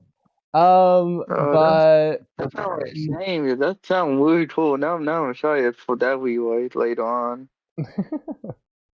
so okay, here we can actually I am sharing my screen. We can start with this topic that I saw U-Space and Kabi talking about earlier. And I didn't quite understand what you guys were talking about necessarily, but Someone probably said that in the past. so if What? superpowers, Oh, you go ahead. He did adding about like he thought it would delete the truth start the project due to event, but no, in the main series it was confirmed that did happen. Yeah, because I didn't quite understand it because if superpowers had never appeared, then humans would be taking interstellar holidays by now. Someone important said that in the past. So What drew the Manda put into? yeah, first of all, I don't know who he's referencing. I'm sure it's obvious based on the show, but No, Get died. Just in Poland died. That is. okay. I didn't show you the panel. I didn't show you the panel too. Sure. Yeah, go ahead and post the panel. But this feels like backwards to me because this is implying that quirks or meta abilities or whatever you want to call them has held society back from like technological progress or something. I feel like it's the opposite. Buy that, yeah. Honestly, I kind of buy that because I feel like a lot of quirks, like there's like this thing in like fantasy fiction where like when you have a magic system, the tech level gets held back by a, quite a number of centuries. So I feel like it's not entirely inaccurate to say like if the statement on screen.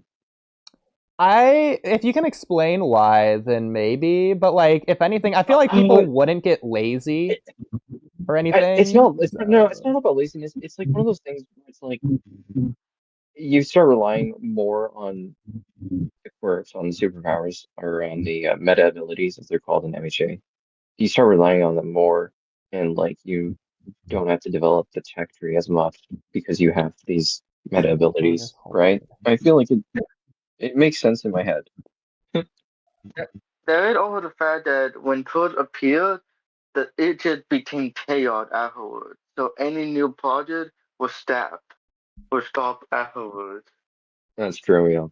Some of it, I guess, I can understand. Like, laws became meaningless. Sure. They did even. I remember, I forget where I saw it, but they did say that with quirks, they had to. The whole, like, self defense thing, if you remember Space, I think we're talking about it. How, like, self defense, if you're using your quirk or whatever, you can use it once you start being attacked, but then like because quirks are so varied, there's like no way to get them all under the law under the same thing. So yeah, like like the that. girl with the illusion power, Kamui, she has limited usage of her quirk, which I found really weird, but I guess it makes sense. All just a basic code like Midoriya mom. Like very basic. For me, so these are rioters that they're picturing here. I'm assuming these are people on their like free time, their day off from work. I'm assuming they didn't quit their job to go riot in the streets or whatever. Like I'm assuming they're all still working. So it's not like their jobs disappear just because people get quirks or anything like that. If anything, I feel like it'd be more efficient. However, stuff like wisdom or anything we know about humanity change. Any like people's view on humanity change because of truth. But not every aspect of humanity did change because society still stayed somewhat like resembling what it was in the past. Buildings still exist and jobs still exist too. It's like they just use their quirks at their jobs sometimes now. I'm told, but because of truth, it didn't become more than what it should have been.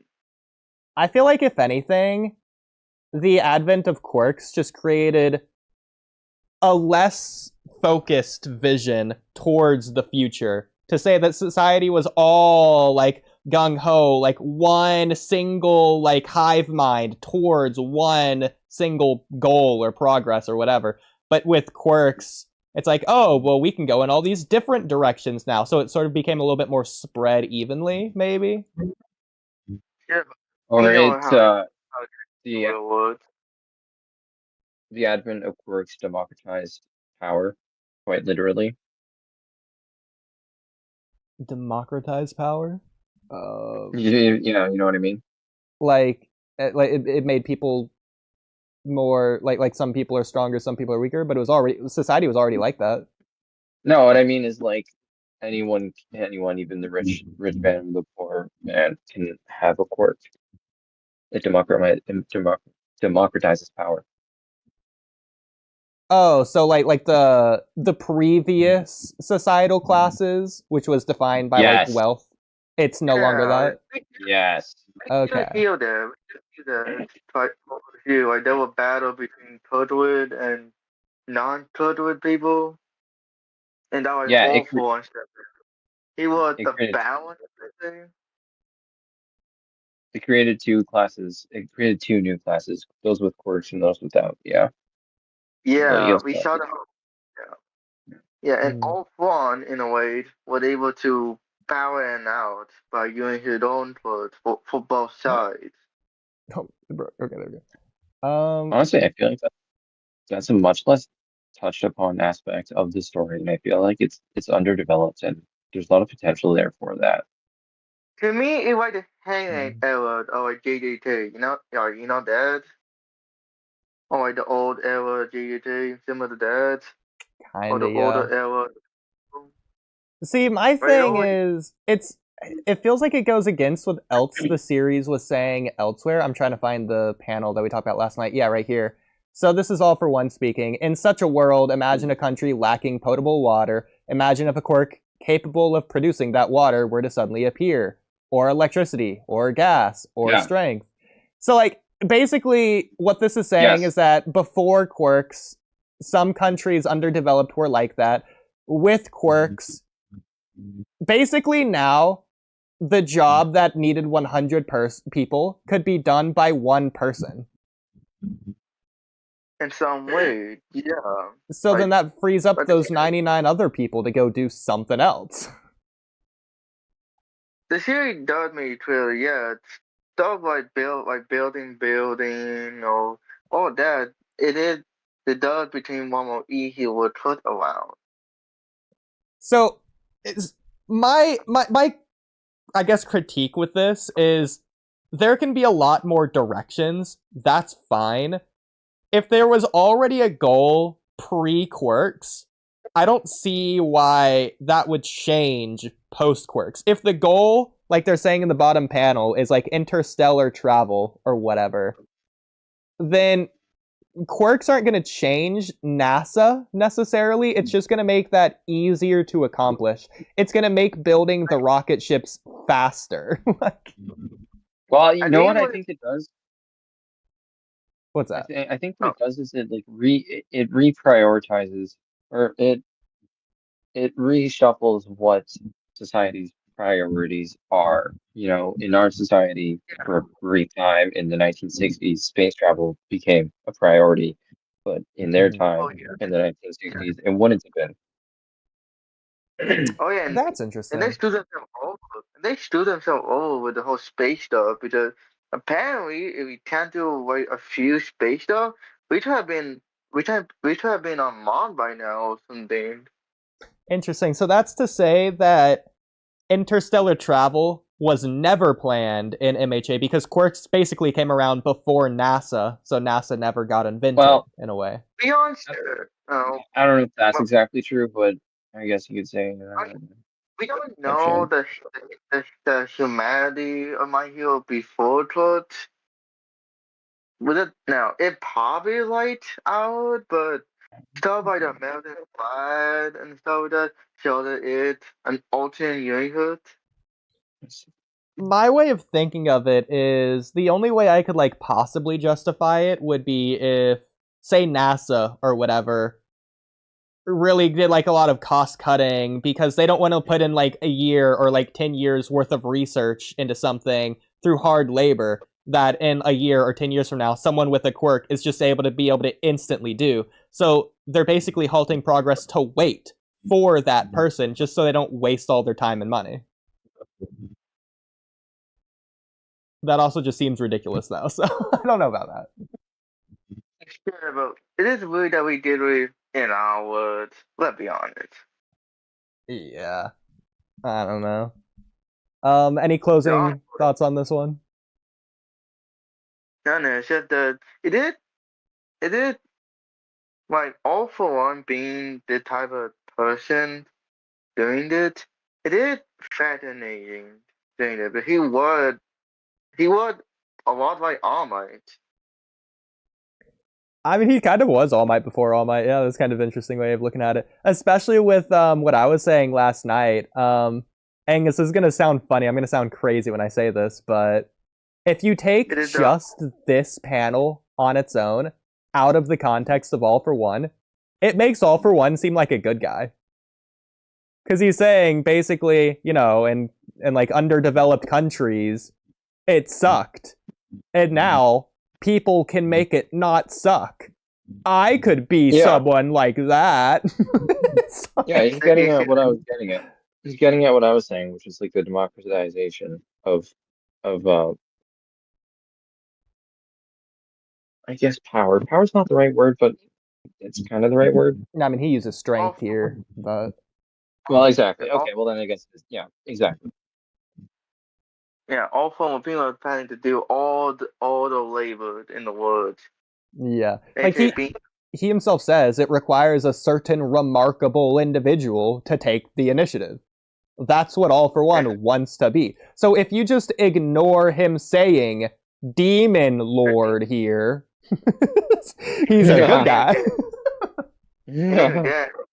And then, let's be honest, that probably is like some superhero to all Demon Lord. Let's be honest about that.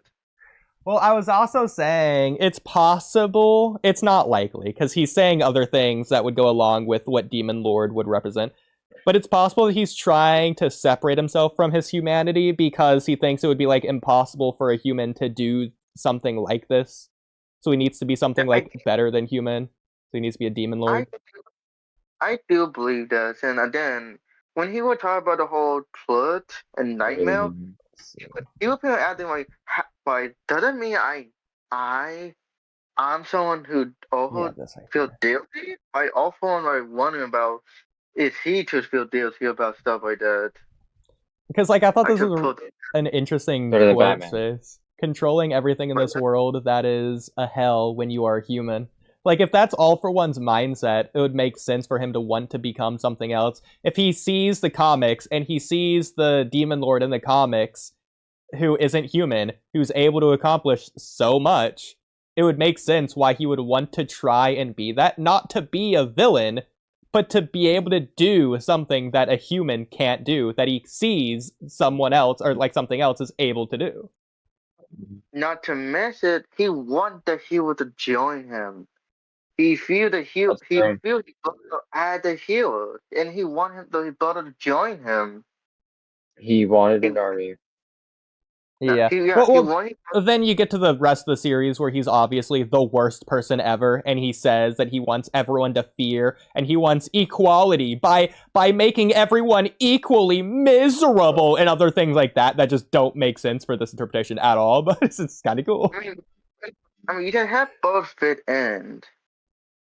You can have both fit in, but well, he can do things that can be good, but he's obviously doing them for a selfish reason.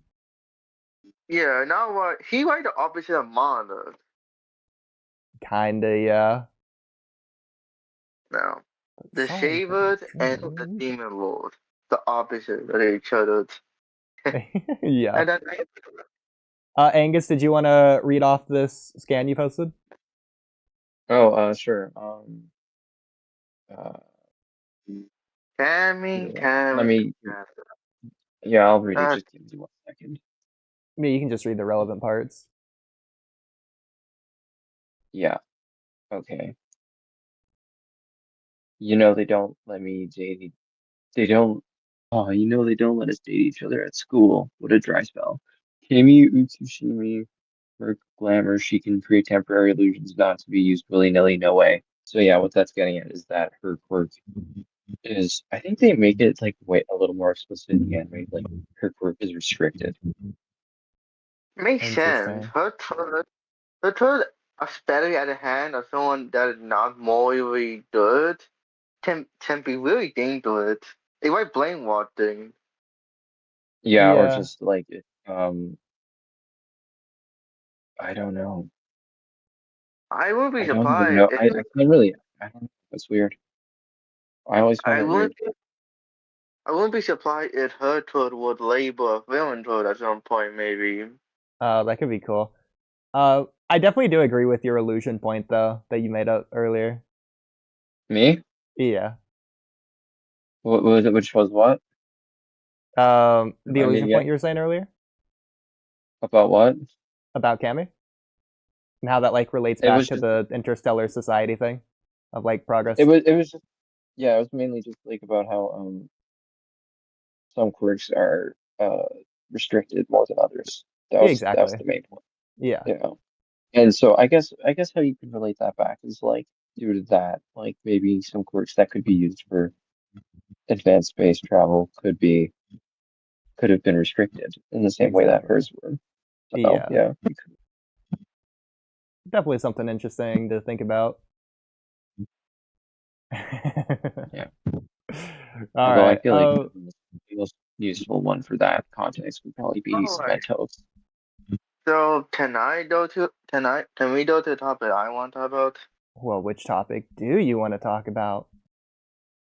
Time skip. Let's talk about the time. Let's talk about time skip Okay.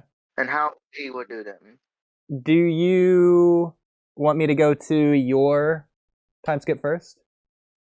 Yet, no, I'm Okay. probably not a weird, but I just want to know how you two would do time skip for my heroes. I figured out how you would, Uri. Yeah, I kind of want to go find mine as well. Angus, one of my critiques of MHA, and it's not a big critique, but I think that MHA should have been over the course of like 3 to 4 years, so that we could see them progress through their hero academia rather than over the course of like a single year, a single school year. That's just ridiculous. Like they still have like Yeah, same with 2 more years to go. I agree. same with JJJ. Yeah. So the question Yeah, is well, obviously how do JJK we is get to ridiculous. that? I mean, it should be in pen message. Oh, bin messages, is that where it is? Okay. Yeah. Yeah, I guess we'll it start. is. I have Hey, I'm happy I added the pen stuff. Yeah, literally. I have seen that critique before, and I've seen people disagree with it. But honestly, I gotta say, if you just have you don't need to do like big time skips. You can just do a time skip here and there, like a training arc here and there, and have them be like 1 month later, or 2 months later, 3 months later, and yeah, you could do the whole. You could do it over the course of the whole academia, as you said. Yeah, I agree. Yeah, I exactly. I try to make my time shift a lot more like I don't try to do them too often because I Naruto would don't do do. them and Blade don't do them too often. I don't like you shouldn't do time shift too often. I try and balance Here's my shift out. I would And you do. too. I, I would do the Dark Deku arc. I would just have that take place in year 2. That's a good way. That's a good spot Mm-hmm. to progress. It all is. It all is taking place No, to do. no, I don't think it is. I Because think it's by the still end of the year Again, 1. story, they haven't started their second year yet, Yeah, exactly. They're still in year 1. Yeah, which is so so that's what stupid. I would have done. That's a simple, easy fix. yeah. Yeah. Oh yeah, wait. Oh, wait, we don't like read mine, or we don't get it out. Yeah, we're gonna read yours. Do you want me to read it or? Yeah, you can read it. I'm not bad at reading. Okay. So Space had his time skip idea here for how he would do it specifically. So he says, So the beginning of MHA up to the final exam happened at the same time, all of it happening in their first year. After that, there will be a time skip until the end of their first year, which is where the announcement of the training camp training camp arc, this time it will be for their second year. To the mall scene will happen at. So that's like up through season 2, if you remember, that ends with the mall scene at the end of season 2. So the OVAs, the novels, and by the way, I didn't even know My Hero Academia has novels. This is literally the first I'm hearing of it. Yeah. It has a lot of side content. Okay. So the OVAs, the novels, or whatever took place at this time will now be the space onto what happened in the time before the end of their first year. This also means that the villains popping up because of Stain will happen much slower than the original. After that, this is where the first movie happened at, happening between the end of the first year and the beginning of the second year. Then we hit the second year. The movies. Oh, yeah. We hit the Do you know second about year. that whole situation? Yeah, I've seen all the movies, yeah. Yeah, but do you know about the situation with the chronology? Well, what do you mean? Oh god, they really they really fucked up the chronology. We can get into that later. That's a whole other discussion. Okay. I think it made. I mean, timeline-wise, I think a lot of them now make sense. I will about that. Timeline-wise. Well, I guess we'll find out. But in the second year, this is where the training camp to the Endeavor Agency arc and the end of My Villain Academia storylines happened at. Why put many of these arcs in the second year? Simple. Because most of these arcs lead into each other. So I don't want to put any big gaps between these arcs. Also, it still does the job of having the public slowly go against heroes. It will just be in the second year instead of the first year in the original. The second movie will of course happen while My Villain Academia is happening at the same time, in like the second month of the League fighting Giga. The third movie will of course take place after the Endeavor Agency arc, but before the moments of 1A testing their moves. Izuku and Bakugo talking to All Might about the other users, and the Aizawa and Mike talking with Kurogiri, so all this would be at the end of Season 5. We reach the end of the second year, and this is where 1A tests their moves after their time with pros, and Izuku and Bakugo talking to All Might about the other users. As a byproduct of this, the Doctor works on Tomura will take much longer than it is in the original for this to make sense. Also, the big three are now pro heroes, aside from Mirio after losing his quirk. Afterwards, we reach the third year, which is where the rest of the arcs will take place in. The Kurogiri, Aizawa, Mike talk, the First War, and the aftermath of the First War, the Dark Hero arc, the Starfight, and the Aoyama Trader, arc, and finally the final war itself. It is still able to work with the title of the series, My Hero Academia. I guess I'll also add, this also makes most of the extra stuff like the novels, OVAs, etc. easier to put up in the timeline if it is like this. I would probably do this if I ever do an MHA parody, like an Abridged or something. Okay, so Angus, thoughts?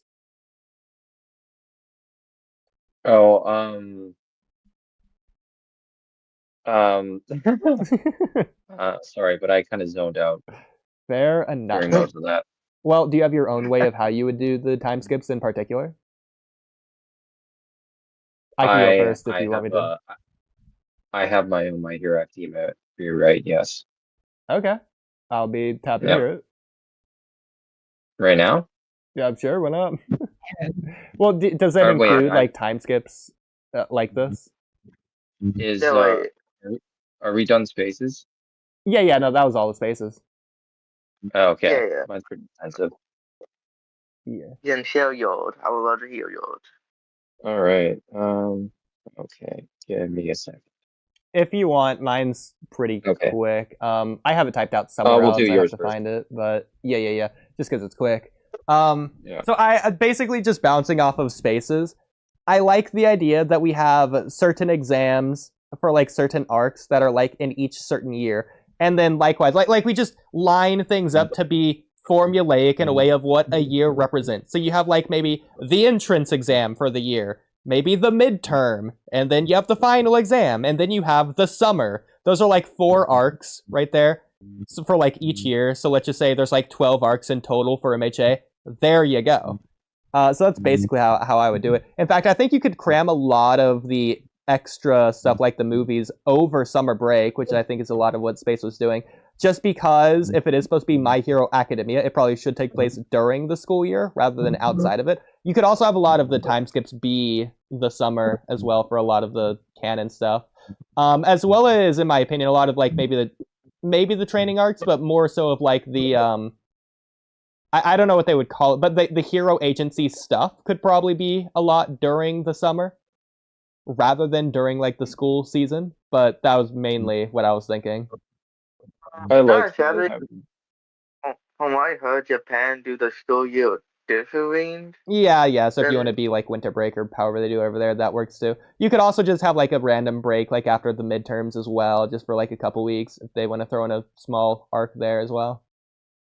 I like that it happened during the winter break because Takuyo kept complaining that it was too cold for his court to work, and that was funny. Oh, yeah, like that joke was funny. I am keeping that. Yeah. They just haven't. And but that was all of mine. If you want to do yours, in fact, if you have it on your screen, if you want to share your screen, I can stop sharing my screen and you can share yours. No, no, I can't. I mean, I could copy and paste it, but I don't want to. I'll just read it. You can put in okay. Cat, but I do that a lot. Yeah. No, I'm okay. So My Hero Academia rewrite. I wouldn't say it's finished yet, but we're like 90. We're like 90% of the way there. The first thing I wanted to. Oh yeah, it's to be rude, but wait, is it a full-on rewrite? Oh yeah, full rewrite and not just a time skip? Oh yeah, it's like, as I said, it's pretty extensive. Yeah. How many pages is it? I don't know. It's on my notes. Fair enough. Okay.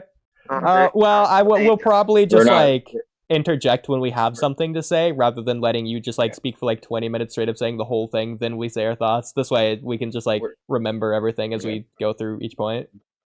Yeah, we're not gonna get we're not gonna get into the end of it by tonight. Okay, fair enough. We'll just go over whatever parts you want. We'll probably stop at season 3. Oh boy. Is it how the felt when I pulled the one beat rewrite? We'll probably stop at season 5. Okay. That's my guess. All right. Okay, so can I start? Yeah, go ahead. All right. First thing I wanted to change was one of the first things revealed in the series, and that's that neither of Izuku's parents have quirks. Since quirks are genetic, and around 80% of the population has them, and I'm a fan of the quirk doomsday theory, personally. I don't know if you guys are fans of that. Yeah, we think it's pretty interesting. Whether or not we believe in it. Yeah, I think we both believe in it, probably. Yeah. It just seems like I think it's fair. I feel like the quirks should be inheritable. They're not learned or taught. They're spontaneously generated and then passed down. Like mutations. They are mutations, highly beneficial ones. That's how natural selection works. Although it's interesting because most of the time it would be natural selection, but then with quirk marriages, you have artificial selection. So that's interesting. Anyway, both parents having them virtually guarantees that the child would too. So, as such, him being born without at least one doesn't really make sense, in my opinion, in canon. So, he's just super unlucky, which is weird. No, that's actually what I wrote is he's just super unlucky, which is just like, alright, bro. However, changing it. Real quick, something I'll add is that since it's related, I didn't like the 80% of the population thing, since that's way too much of the population. Yeah, it's still a minority, but that's 1 in every 5 people. That means there's like 4 or 5 other kids on average in Deku's class, like every single year, that are also quarterbacks. I agree. I have thought about that. I did consider putting it in my rewrite, but I was Because also like, they're making such man, a big deal out of the fact that Deku got so unlucky for being quirkless, and oh, you're quirkless in this day and age, ugh. And Bakugo's bullying him and not the other, like, Yeah. 5 kids, I guess. that's Well, why the whole 80 population is for the world overall, not just yeah, Japan. Right? that's what I was thinking as well. Is like, there's a lot of people with quirks out there that their quirk is kind of useless, like Izuku's mother and etc. Other people, Mhm. and you have the heteromorphs as well, which etc. Yeah. Yeah. But I digress. Yeah. So yeah, I did consider I did consider putting that change in, but yeah, I eventually decided against it. Fair enough. Anyways, where was I?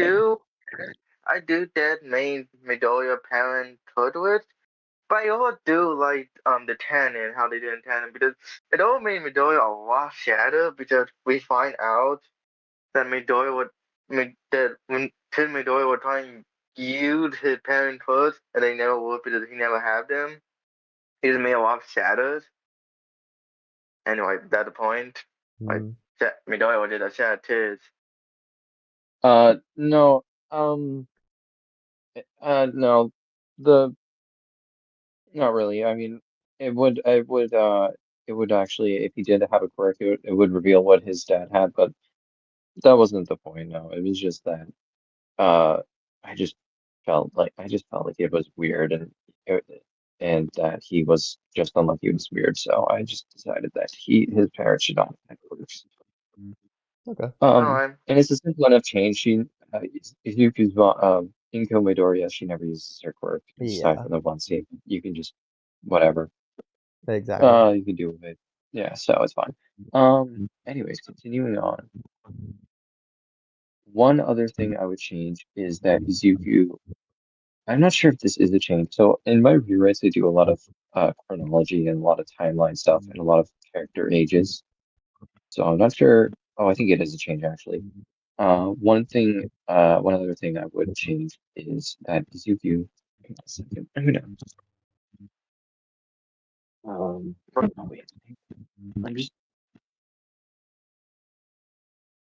taking my one headphone out.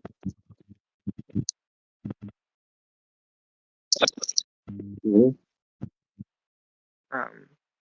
Yeah. One other thing I would change is that Izuku starts the series at 13 years old and trains with All Might for 2 years.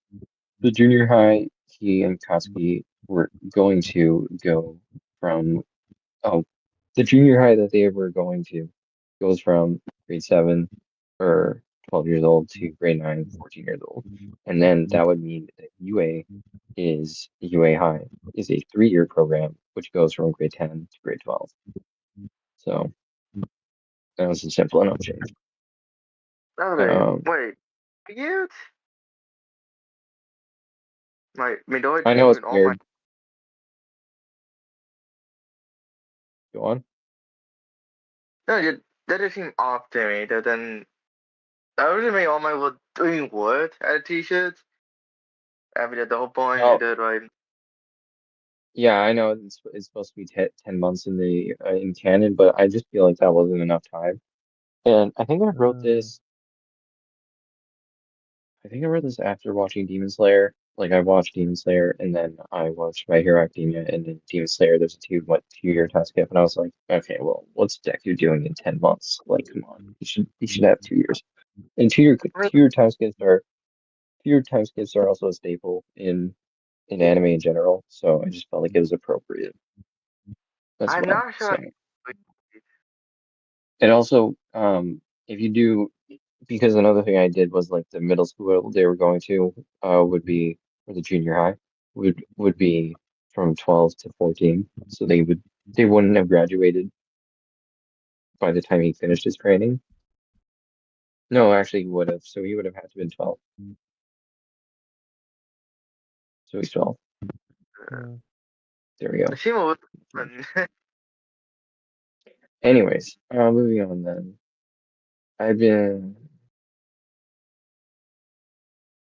Oh yeah, so something that bugged me was that the injury to Zuko's arm that he got in the sports festival in season 2. So here's how I would fix it. Several of the bones in his right hand and wrist were broken. And there were some stress fractures in his ulna and radius bones. So you can put that on screen if you want to show people what I'm talking about there. After recovering from the surgery, he'll never be able to properly open his hand again, or like to fully blade, or clench it to a full fist again, because it was permanently damaged. So the reason I put that in there is just I felt like he had full on surgery in his arm and his hand, and I just feel like there weren't enough consequences from that, and there were enough consequences from him using his quirks in a reckless way in the festival. So I was just like, okay, he can't fully operate his hand anymore. Like he can still open and close it a little bit, but he basically has like I think it's Parkinson's. So yeah, that was one of the changes I made. Okay. I like the idea that he goes to I forget the name. I always forget the name of this character. The Oh. technological girl from season 2. Mei Hasume. Yeah, it'd be cool if she made if A she thing made for- some yeah. technology to not like the gauntlet, but something to just be inside of his arm, something maybe not surgery or an augment or an enhancement, but I don't know, something just to fix his arm, quote unquote. Maybe a metal bone or a metal rod to go in his arm. I don't know. That's too weird, and that's too weird, and I feel like because of how extensive the surgery was, it wouldn't really work. And another thing I It put would in be there something that before, is I think I got internal rid of rather than something you can see. What I'm gonna mention as well is the surgery to his right hand also shortened it by an inch or so, 2 inches. So his right hand would be, if you imagine, his right hand would be physically shorter than his left. That's crazy. It wouldn't be too noticeable, but it would be there's already the scars on him. Apart. Yeah. I'm surprised you didn't doing the whole the counterfeit of his arm that early on, and not at scene 3. I thought you started at scene 3. Yeah. Huh? I thought you start the whole get to using his arm to let to it at scene 3 and not scene 2. In season 3. Yeah, I had the muscular fight. I had the Muscular fight. Yeah. Yes, and that was the fight that was a big moment. Because he breaks his arm twice. Yeah, that'd be maybe kind of a cool way to do it, to where it hypothetically, if you did go with mine, is if he breaks the technology in his arm first. The reason I went with the one I did is because the surgery happens and she tells him you really fucked up and you can't do this again. Mm-hmm. And I feel like that's when the consequences should set in. And then it also forces him to not do it again because he only has one good arm. So if he does do it again, he's actually genuinely fucked. So, but shouldn't the concept be that she won't heal him anymore after that? Yeah, that's true. And then what about no, it's like a double. It's like a double thing. If he does it again, then he's genuinely fucked, and also she won't even heal him again, so he's double fucked. But then how do they make him work in the muscular fight then? The what fight? The muscular fight. Yeah, but that's fine. His fighting style doesn't really change much.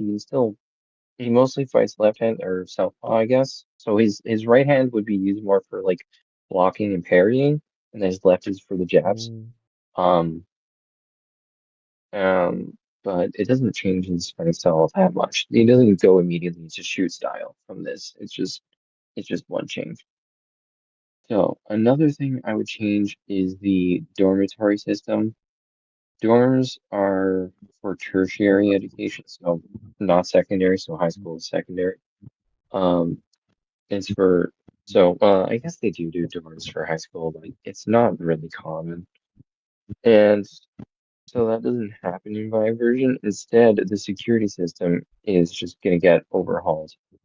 And since it's summer vacation that this happens, the school was going to be closed anyways, and Mei Hatsume helps with the redesigning and implementation of the new system, and she gets paid for this as well.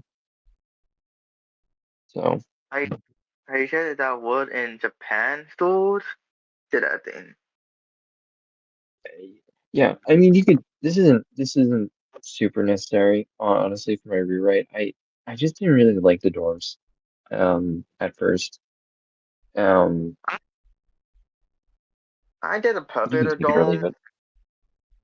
I did a puppet dome in an easy way for people for the talk to each other. It was a good way for them to like build their friendship, become like a lot more closer as like almost like a family rather than just a class. Yeah, as I said, you can take it or leave it. I wrote a little bit more about the dwarves, but I'll just skip that part. I mean, I didn't Yeah, like and the I do. dorms either. I thought that's some of the weakest stuff in all of MHA, but yeah. Yeah, We can talk about that another day because that is a bit topic on its own. yeah, we'll do. Yes, yeah, we can. Yeah. So where did everyone? Oh yeah. So where did everyone in class 1B rank in the midterm? So this was something fun I decided to put in here, which was like we find out class 1A's rankings in chapter 60. So what about class 1B? Well, here are my guesses. So obviously Itsuka Kendo, class representative, she would be number one. Nirin uh Nirengeki Shota, the class vice rep, he would be number two. Or I'm gonna pull up. I don't want to misgender anyone.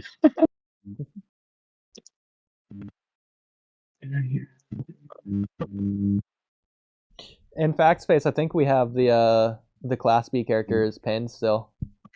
Yeah, you should That's still have fine. that pin. But I did a I'll whole. just pull it up. I'm trying. I was doing a whole rewrite about what is Midori, what in class 1B. Yeah, You want me? I could talk about that later. You want me to I've get to seen see. that. I've seen that concept before. That's one of those things where you can take it or leave it.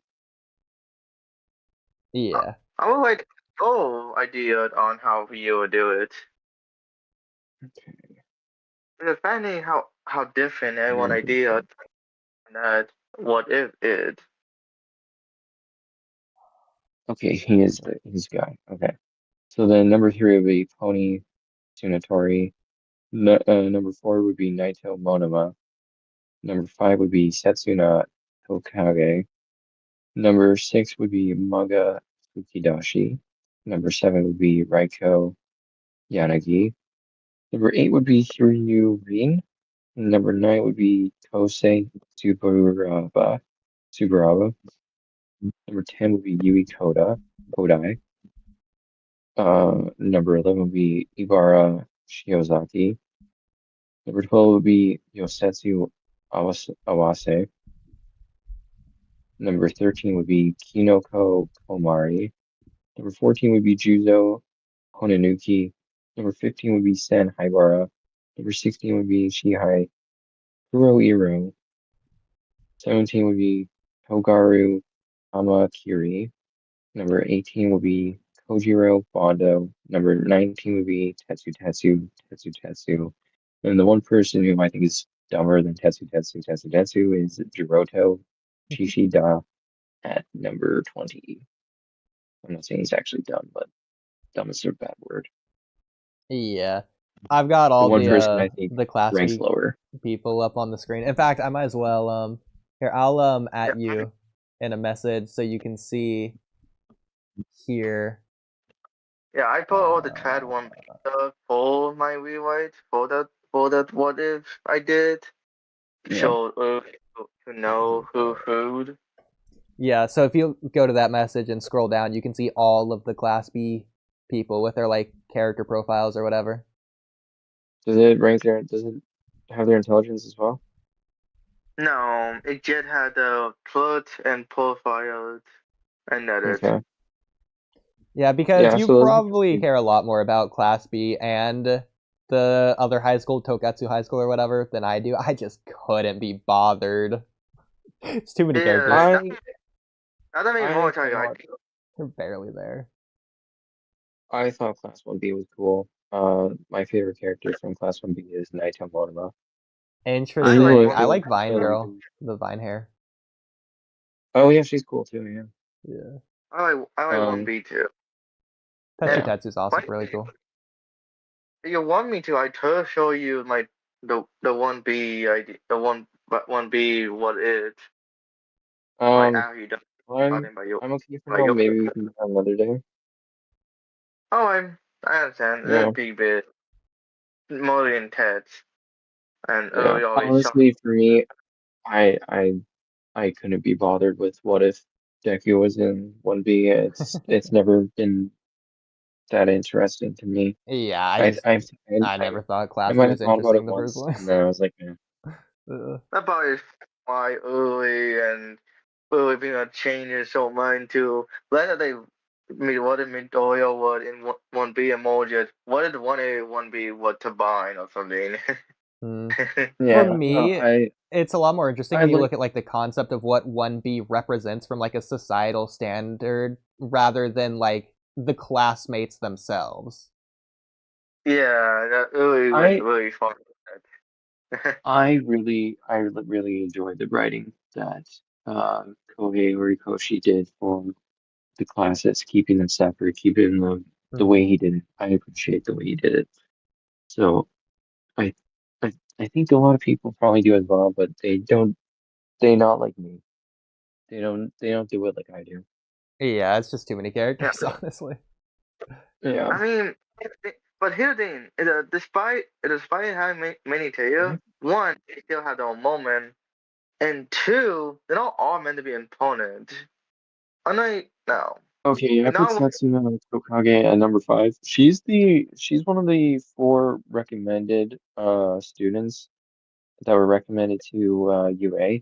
She could probably go higher. She would probably be above Naito Monoma. Honestly, I just put him at number 4 because I like him. So you can probably swap those two. That's yeah. Okay. Anyways, can I move on or Yeah, feel free. we good? Yeah. All right. Character stuff. So I have some character stuff here as well. So the first thing is Lady Nagat, or not Lady Nagat, Midnight. I put Lady Midnight. I don't know what I think I put like Miss Midnight or Midnight Sound. She is the homeroom teacher for 2A, not in addition to her other teaching position. She does have one. It's just that is Midnight has like a teaching position. I remember I had like looked this up and I was like, wait, what? This is weird. I'm just gonna change it to the homeroom of 2A. Midnight was going to be the homeroom teacher of 1A that day. Like that was a plan Yes. for it, but plan changed. That's another reason I made the change is because I did hear about that. That was the original concept for her. So I was like, okay, well I'll just incorporate that in. So That's cool. that's why, yeah. I thought that was a pretty neat idea was to like incorporate that into. Man, that would have been so different. The Midnight is such a different version from Aishawa. Yeah, Honestly, because it wouldn't because she's not the homeroom for 1A, she's the homeroom for 2A. So I gave her a homeroom position, but not for the main class. I for like now. that because I'll get to it that. gives Midnight more importance because when she inevitably what happens to her in season 6, I personally didn't really care about her. It's more of the impact of what that meant for other characters. Yeah, It's I it's agree uh, completely. So and then another reason I did it is because her being more important, her being a Harvard teacher, would also probably mean she's more likely to stay alive. And one of the changes I made, spoiler alert, is that she lives. I changed that whole thing where she dies. I was like, nope, we're getting rid of that. She Yeah. stays. It also just shows she is on that level, or like the level of these threats could also be enhanced to where, wow, they're capable of killing a person on this level. And that makes sense Yeah, considering what happens to Eraser in this very same arc. He gets basically just mauled. So it's, wow, yeah, these yes, are strong, capable, credible threats. yeah. So but for me, it was the way she died as well. Oh, here it is. So her teacher position is quote, modern hero art history teacher. What is that? That's bullshit. We're making her the homework teacher. That's the way. Yes. So that's a pretty obvious change. And then the next You were change, mentioning her death. I did not like her death when we actually get to see no, what actually happened to her actual death. no, no, I hated her death too. It was so She stupid. was a I thought she it was was an from underutilized Giga. character too, and obviously super hot. So like I hear, um, wait, what? Just dies to random fodder off screen. yeah. Stupid. So I just completely changed that. So in my Please. version, Midnight is alive. So for all you Midnight lovers out there, or I know there are many, she's alive in my version. But when we move some states, Oh no, not Pinky's character development. oh, shut up, Oodie. Whatever will we Moving on. do? Not There's the her, change. but Anyways, but moving on. Yeah. I mean, in minutes lived, and we had to tell our field in this lane. That'd be a balance. We had to balance it out. Mm. I should leave that on. Yeah, actually, I think that. And at that point, in Midnight don't live till Grand Field. I don't mind. Either way. Yeah. Okay, so there's a change I've wanted to make for a while now. So when the heroes get their new costumes, oh yes, this is a big one. This is something I want to make. This is something I was shocked was not in the original series. Ida requests, this is important. Tenya Ida, he requests rollerblades for his. So for shoes, he has rollerblades. And what that does is it's just simple mechanics. It means he can go faster, basically. But it also means his quirk works better because it works on propulsion, and propulsion while running, it doesn't, if you think about it like mechanically, it wouldn't really work. But if he was on rollerblades, then it would be like it would just be propelling him forward on something that's rolling. So it'd be like a car. Mm. So that was Oh, something I that when I agree. thought of blew my mind, and I was like, yeah, that's what we're doing. So That's cool. just It also it separates him from Ingenium and also gives him a way to yes, surpass him. that oh, was another thing I thought of was like Ingenium didn't think about doing this. Ida did. Mhm. And that was like one thing I was like I Yeah. thought of the scene as well, which is like, yeah, one thing that my brother never did that I'm gonna do is I'm gonna put rollerblades. And one thing I oh, thought of as well is that they would be on like a hinge. So like he could like jump and then they would like flap up and go on the outsides of his shoes, and then he would have regular shoes for like walking around and stuff. And then there might be some kind of like other mechanism or something where maybe he has to climb them together. But yeah, rollerblades, simple. Everyone agrees, genius. I know, I'm a genius. yeah, Yeah, no, that's yeah. cool. I know. It's a chain. It's a simple Absolute cinema. chain. It looked doofy. It would fit in with a superhero theme. It's doofy. I love it. Yeah, it's also Yes, like the whole like next generation always surpasses the last kind of idea. You could say whether it's yes, because this is something that Ingenium could just never master, or because the technology just never existed back when he was a yes, hero, or whatever. I also think yes. it's So technically a way to like have inspiration towards Sonic and Shadow. Funny enough. yeah, yeah, you could take it that way as well, yeah. And Yeah. you could also one of the main things is like this was something I thought of was like he does it in collaboration with Mei Hatsume, with the girl, and she's like gung ho about it. She's like, yeah, hell yeah, let's do it. I was thinking that too. 'Cause Yeah. I feel like Yeah, she works together with Deku too much, and I mean Deku's the main character, but let's get some other characters some love. And I feel like Ina doesn't get enough appreciation.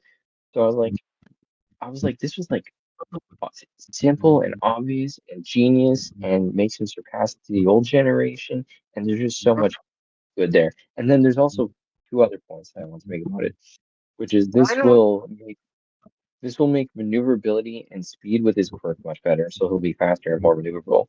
And it will also increase efficiency, so he doesn't have to like work as hard.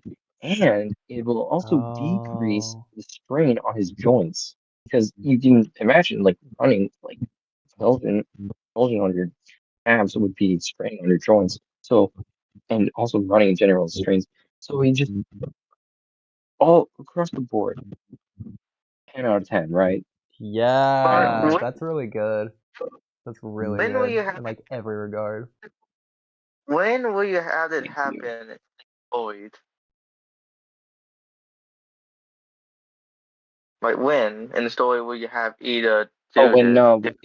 when they go, I think it's in season one or I think it's in season one where they like go to Meihatsumi and they're like making design changes to their hero costumes. That's when it happens. That could that have was to work, season one. yeah. Yeah. You could also technically Very do it early. in season 2, since that's when you introduce the technology girl.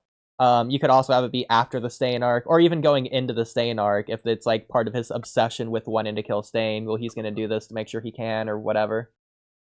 It happens. It happens when they meet.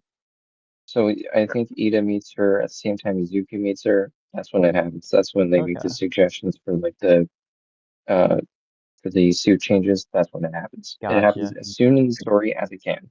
Sure, yeah. I didn't think it made more sense for the chain because in the when they start getting more like try to design the hero comfort better that was middle the shoe style and some other It's more for one. shoot style. It's Yeah, it's for maneuverability and for speed and efficiency. yeah, so I And think be speed. better in scene 3, having scene 3. It would With also the be way that the cool one if he had No, it like happens. a wire or something that he could like wrap around a pole, so he could like turn and like keep his speed and momentum. Oh, that's not bad. That's a good idea, but I wouldn't do it because then you have too much usage of that kind of thing because you have Froppy, you have Yeah. Izuku, of course, with Black Whip, you have Ochako with her wires. yeah, Oshako as well, yeah, and Even like the elbow tape guy. and Yeah. Sarah as well, yeah. Yeah. Oh, I would not do that just because you have too much overlap. Be ready for a bid moment. I hope you're ready for a bid moment. Be ready for a bid moment. Scene 8. Be ready for it. Okay. Interesting. And Well, moving I on. wanted to add for the technology girl who I can never remember the name of, even though you said it like 20 seconds ago. Mei Hatsume. Yeah, her. Mei Hatsume. Just be prepared for me to forget it in 10 seconds from now. So with Mei, Okay. I think it also makes sense for her to work with Ida the most because he's the class rep. Like, it just would make sense naturally for her to work with that person the most. Hell yeah, brother. Yeah. And another reason why I wanted to implement it so early is because I feel like this is something that Ida would be thinking of for a while as well. Like he would see his brother moving and he would be like, what would make this even better would be if we added roller skates. So you know what? That really works for also I forget where it is. It might be season 7, where they're explaining how these adults are guiding the way for the next generation who are watching them, and then they're being cultivated and they're gonna pass. Yeah, it's during the star fight. During the star fight where they say that. Yeah, exactly. It has so many it foreshadows that perfectly too, doesn't it? Yeah, we keep seeing that all the Total Date, Midoriya, we keep seeing that generation be different. And Ochako wants to see other people smile. We see her as a kid doing that. Okay. Yeah, We've with the we've healer. firmly established that I'm a genius and I'm right about everything, so we Yes. should move on. Okay.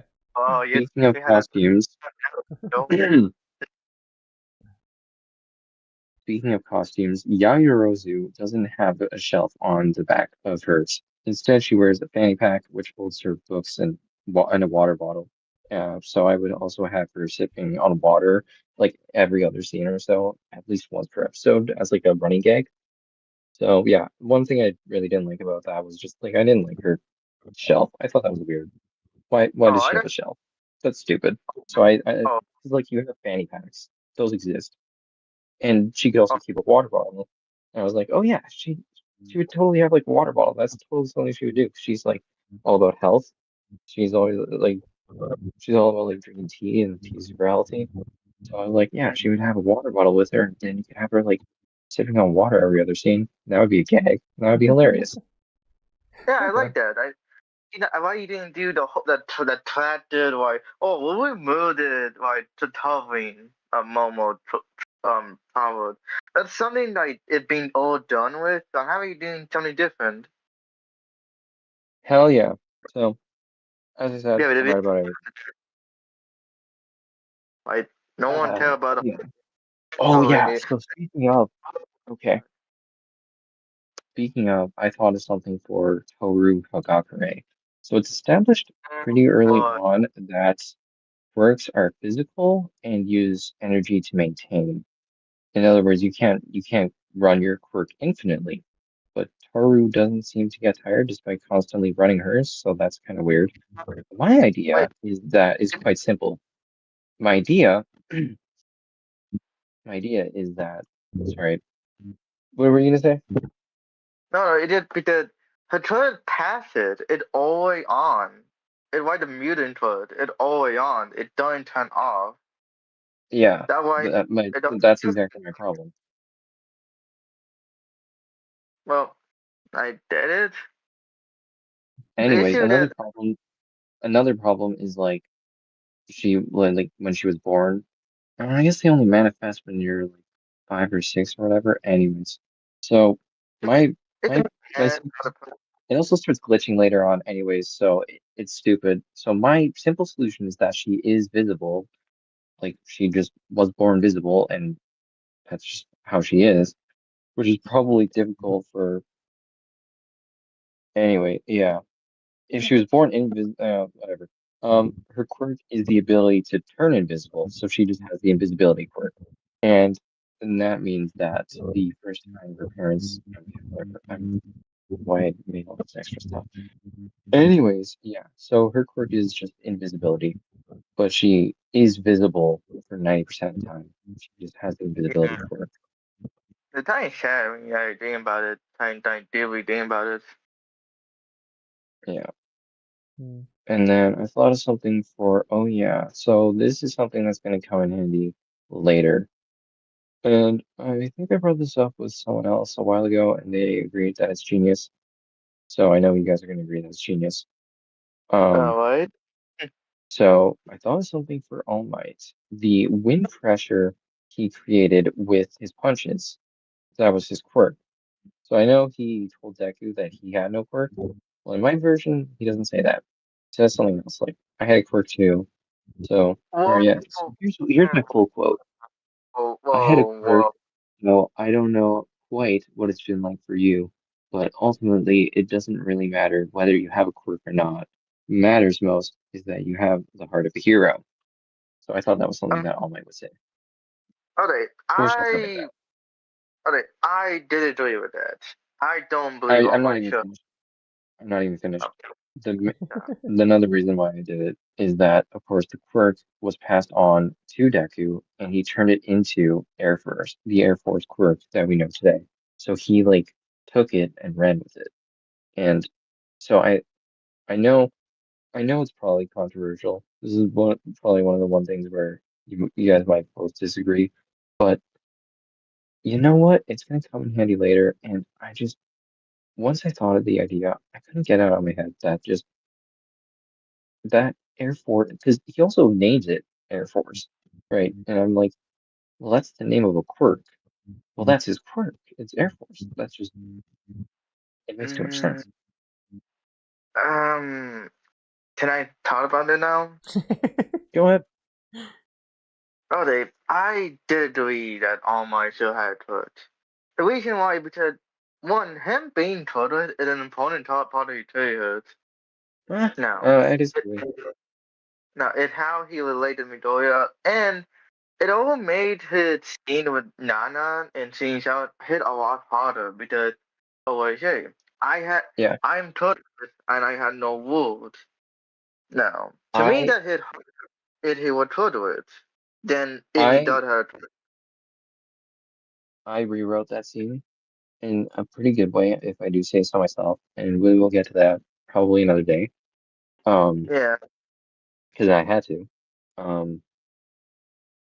I know giving him a quirk is weird and controversial, but it just honestly it just makes too much sense to me because and like I know like that was the way that he related to Deku, and like that's fair, but I feel like as well he can still relate to Deku.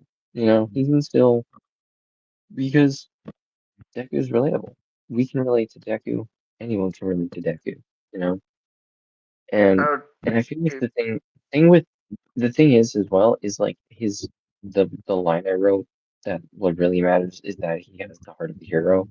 I feel like that was like the main message of what he was trying to say, and I feel like that would hit harder from a guy with a quirk to a guy without. You know what I mean? And also the Air Force thing, like he names it, gives it a quirk name. It's a quirk name.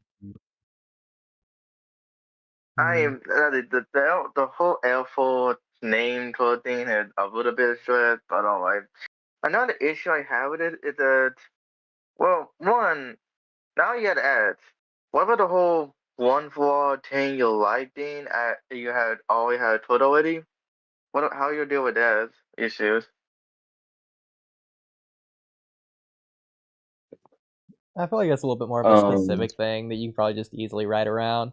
Like I'd be a little bit more Yeah. so looking at the bigger picture and how that like impacts how the audience views the story. Yeah, I'm talking more Yeah. than that. I didn't. Then why I say I didn't. All my being told it fit in because one, it just his scene with Nana just hit that hard because why I say he had no rule because he told it. So he Look, tried to okay. teach that they. Huh? As I said, So yeah, I made extensive rewrites, so don't worry, yeah, that'll be covered. yeah. But I'm explaining why I preferred all my being told with. And you know what? That's fine. That's perfectly fine. If in your version, in canon, he has a quirk. Or sorry, opposite. He doesn't have a quirk. In my version, he does. But Yeah. why L4? Why that specifically? Because, And all, dude, because that's like Deku names it like it's a quirk name. It's a quirk name. He doesn't call it like Air Blasty thing. He calls it Air Force. That's a quirk name. I That's a good mean, point. I did. Yeah, Space already knows my take on this since I've gone back and forth a billion times on whether or not All Might should have been quirkless, and same with Deku, whether or not he should have stayed quirkless, which I think is a hilarious rewrite. I do not mind All Might being quirkless. I am on your side of this, Angus. I think it's completely fine for All Might to have a quirk or not. In fact, I think there's a lot of arguments where it should be. I think that there's a lot of season 7 stuff, despite the critiques of it not making sense for various reasons. I think it's really impactful and really cool, and it's partially because of that, because All Might doesn't have a quirk. But for all of the rest of the story, it would probably only make sense. And for the reason that you said, that Deku should be more relatable, and he's kind of like the chosen one. He's like Naruto from Naruto, where he should be the one that is like this, and nobody else should be like him in the same kind of way. So I think I probably agree. In fact, I think the easiest quirk to give him would either be the super strength, depending on how you want to write all one for all to work. Considering Deku just has that quirk immediately, even though he doesn't have the other quirks immediately, which kind of doesn't make sense. but ignoring that, you could just have All Might specifically have the get randomly super buff quirk, since he like does that and then goes to his like skinny form. Oh, Yeah, I thought you were doing that. Oodie? I thought you were doing that well.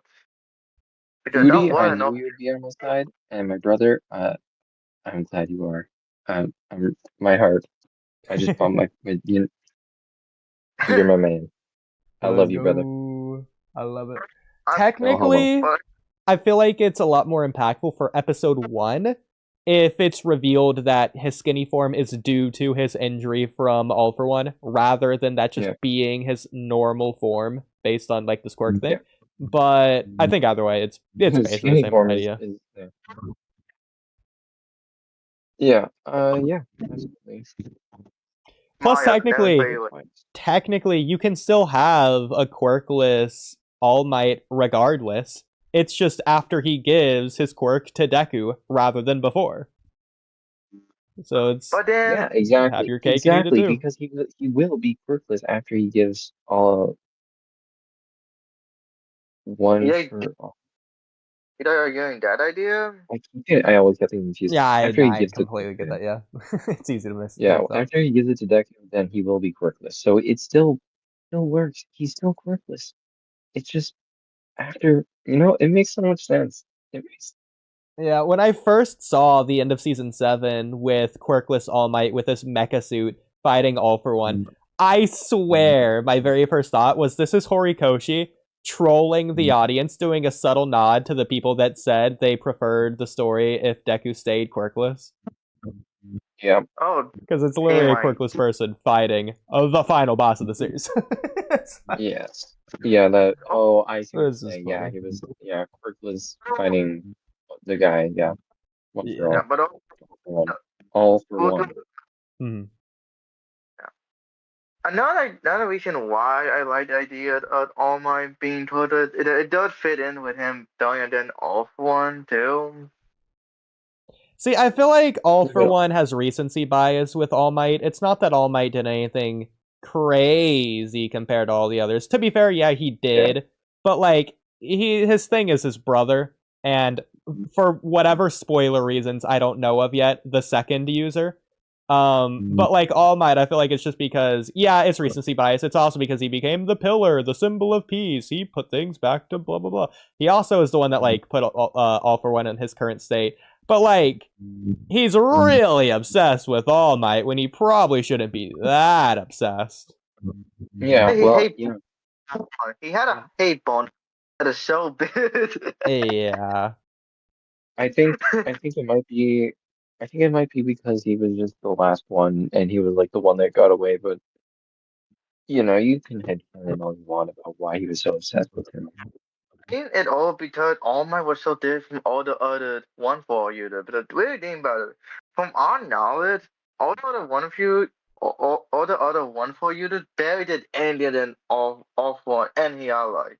Meanwhile, All Might, when he came back to Japan after being in America for years, he started to take out all for and allied.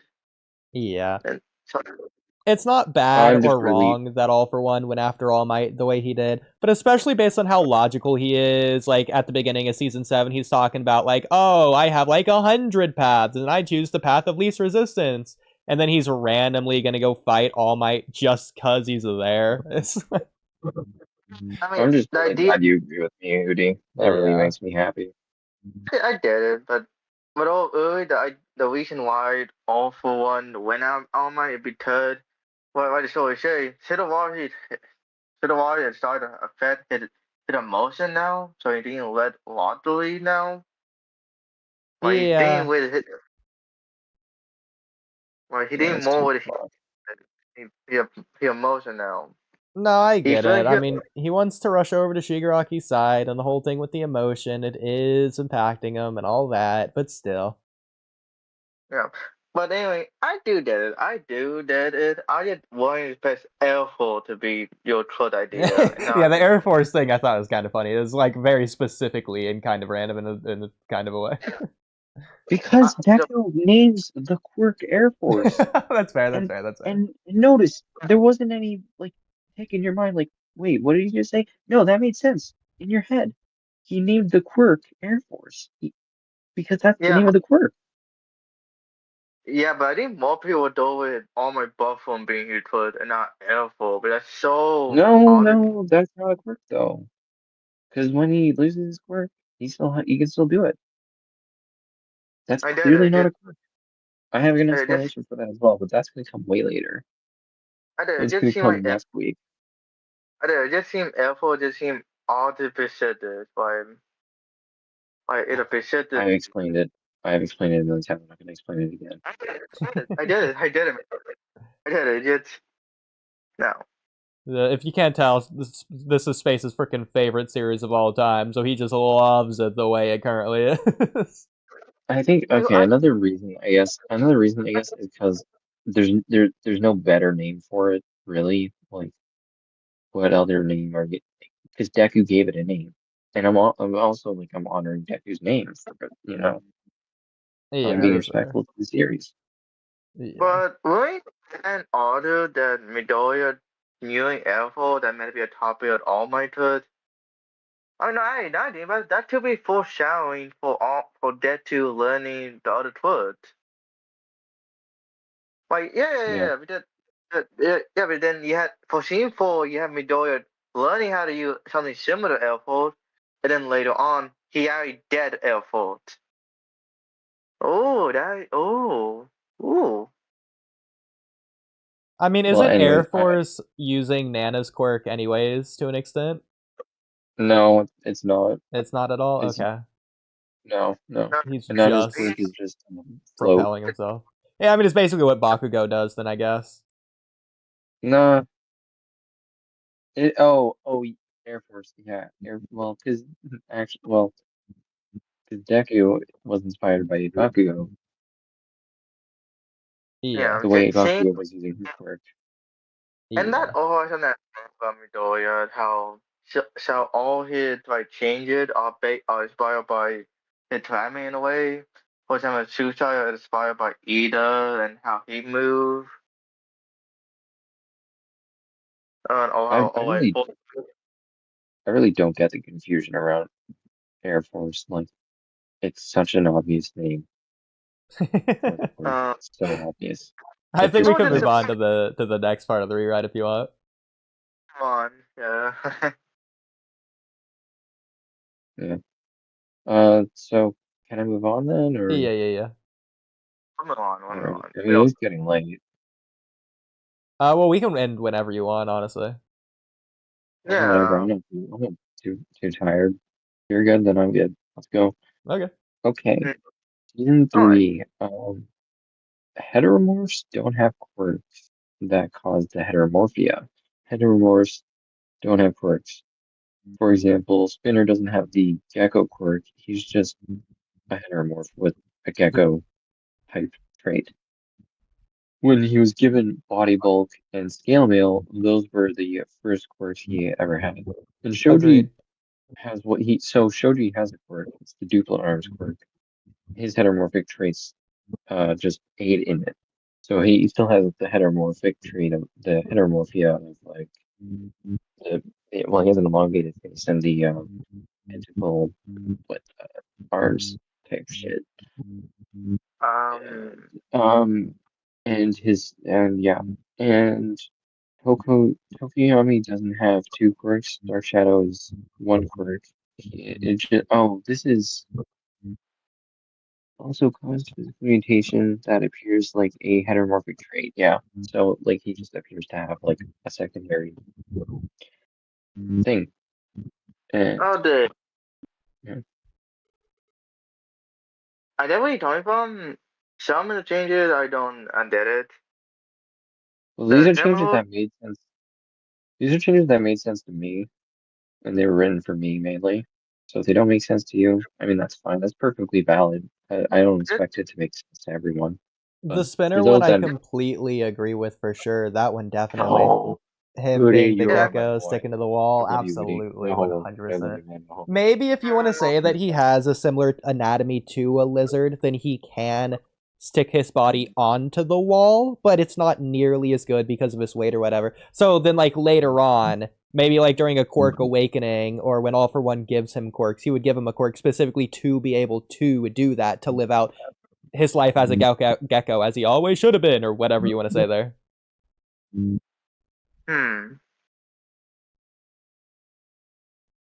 I don't know if I don't a threatened.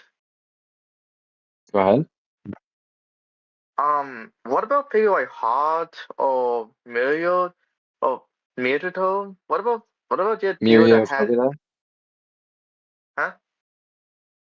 I mean, like, what Miria about people? Togeda? I didn't understand, but I'm talking about like, what about people that did had animal trait for a part of foot, like Hot, for example? Like Hawks? Yeah, like the No, Hux just has he has fierce wings. That's not a heteromorphic. Yeah.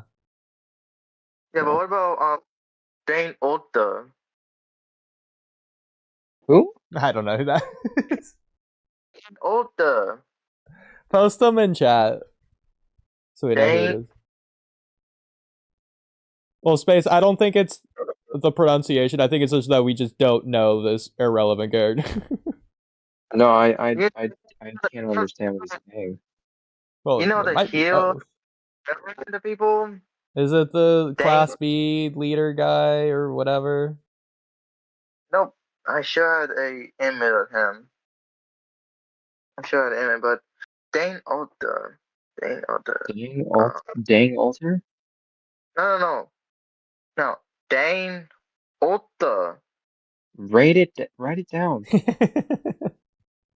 Write I'm it trying down. to find it. Trying to find it. No, The fact he his can't name- find it fast shows how irrelevant this character must be. Yeah. Not true. What about this one guy? I don't think he really matters all that much. You can delete him. No, Dane. I can't find an image. I'm Shit. down. What about him? He's deleted, man. He's deleted from existence. That's my That's what reread. about him. Not do that. They're not just trying to rewrite. They're not just trying to rewrite their meme. Oh my god. I mean, shit, do we? I guess real quick, while we're on heteromorphs, can we also just remove the ones that are just literal gags and make no sense and are stupid? Oh, Orca. No. Okay. Oh, Gang Orca. Dude. Oh my god. Gee, Okay. But anyway, early, I done with it. Okay, there don't be a topic for Gang that. Orca? Well, to be Is fair, it what we really said still Um, applies. He's still irrelevant. No, well, Yeah. we were keeping him. He's not deleted anymore. What about him? I don't know. Yeah, he has. Okay. Basically, I'm not changing much about heteromorphs. Just they don't No, have a quirk that causes their heteromorphic traits. Yeah, I would just have them Heteromorphia have is, like, human a weird capability. thing. Like, maybe if you want to have this dude be able to swim faster than, like, humans by, like, 20%, whatever, he's not going to be holding his breath for, like, 3 hours under the water. He's a human. Well, we'll give him the breath hold quirk then. Yeah, exactly. But that's the point, is that the heteromorphia Mhm. wouldn't be the same as the quirk. Yeah. but then what taught that then? What taught the Hamoria? What? Like, what taught the body to look like animals? Like, what the reason behind it? Huh? It is not. Oh my! What is the reason behind why they look like animals? Why do they look like animals? They're not part of the plot.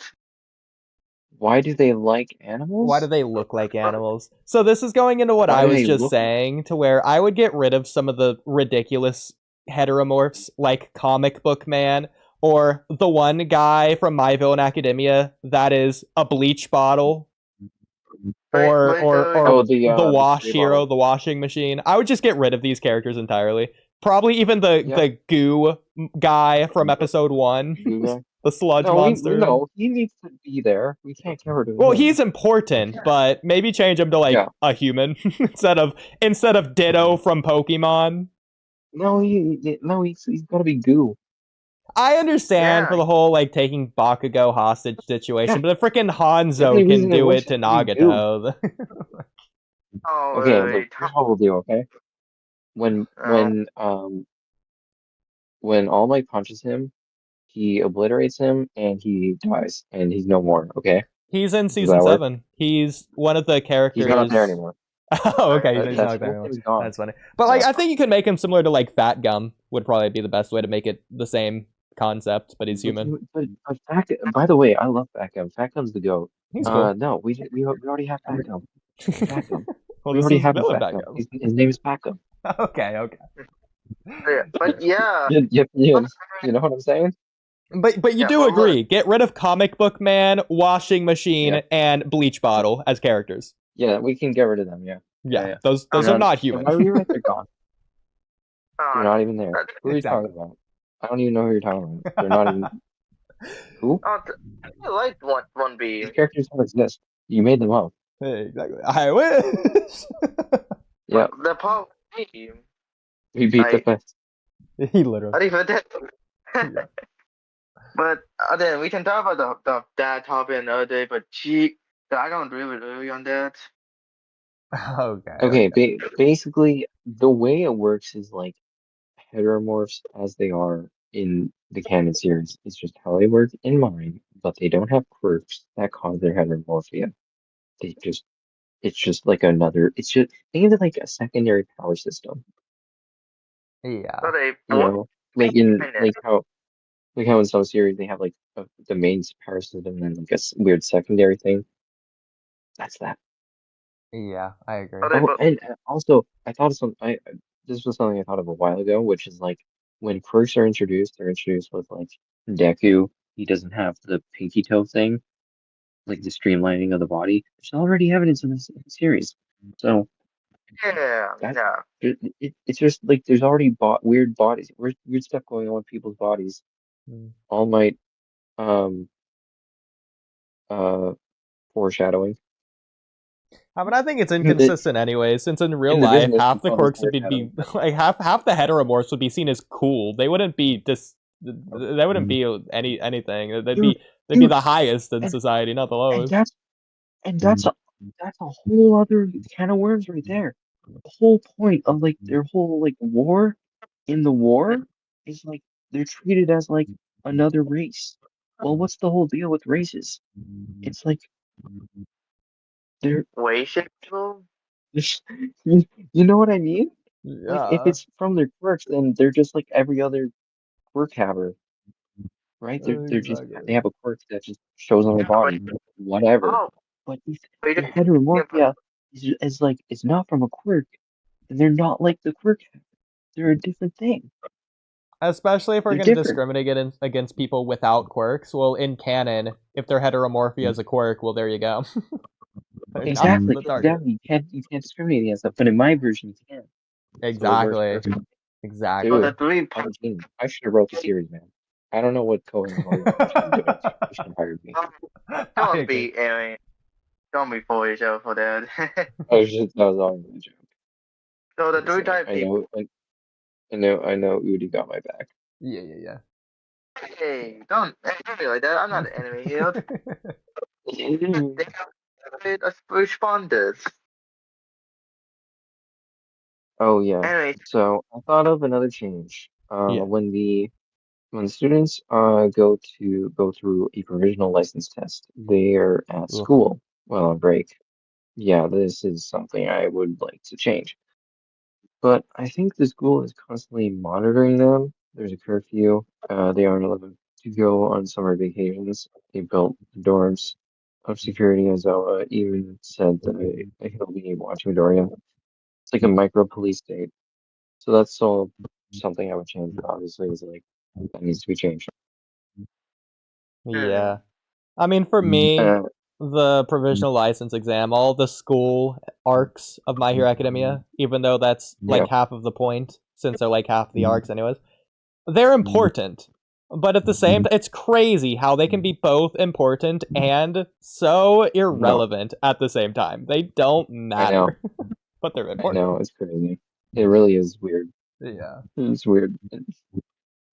I'm not sure exactly how I would rewrite all of that, but like Whatever That you're seems thinking, Oodie, that's my canon. Okay, Yeah, that's I in my can't say universe. that they're boring, but I'm completely disinterested. Yeah. but yeah, you can only change all that, but then at that point you just change to another story then. Yeah, My Hero. There you go. Oh, we can't do that because they always Hotori always wrote a story of how my hero. Well, it's Oh filler. yeah. There you go. So here's where you guys were talking about that Deku's arm thing. So it's by this point in the series that it's now so damaged that it's 5 inches shorter than his Okay. left, and it's visibly shorter now. Like before, you could kind of like maybe if you were good enough, you could tell, but now you can really tell even if you're like half blind. It's gone bad Yeah, yeah, because now of all the damage that's accrued over time. I think they could do some good That's what I gags with think. that as well. Yeah, yeah, but absolutely. now I'm Oh, wondering, you yeah. doing this for the Tonka twin or Midori going to do that? Are you don't do what saying shit what I did what planning to do at first, but then stop? And that Midori arm just blinking like fully and not being able to use them anymore. Huh?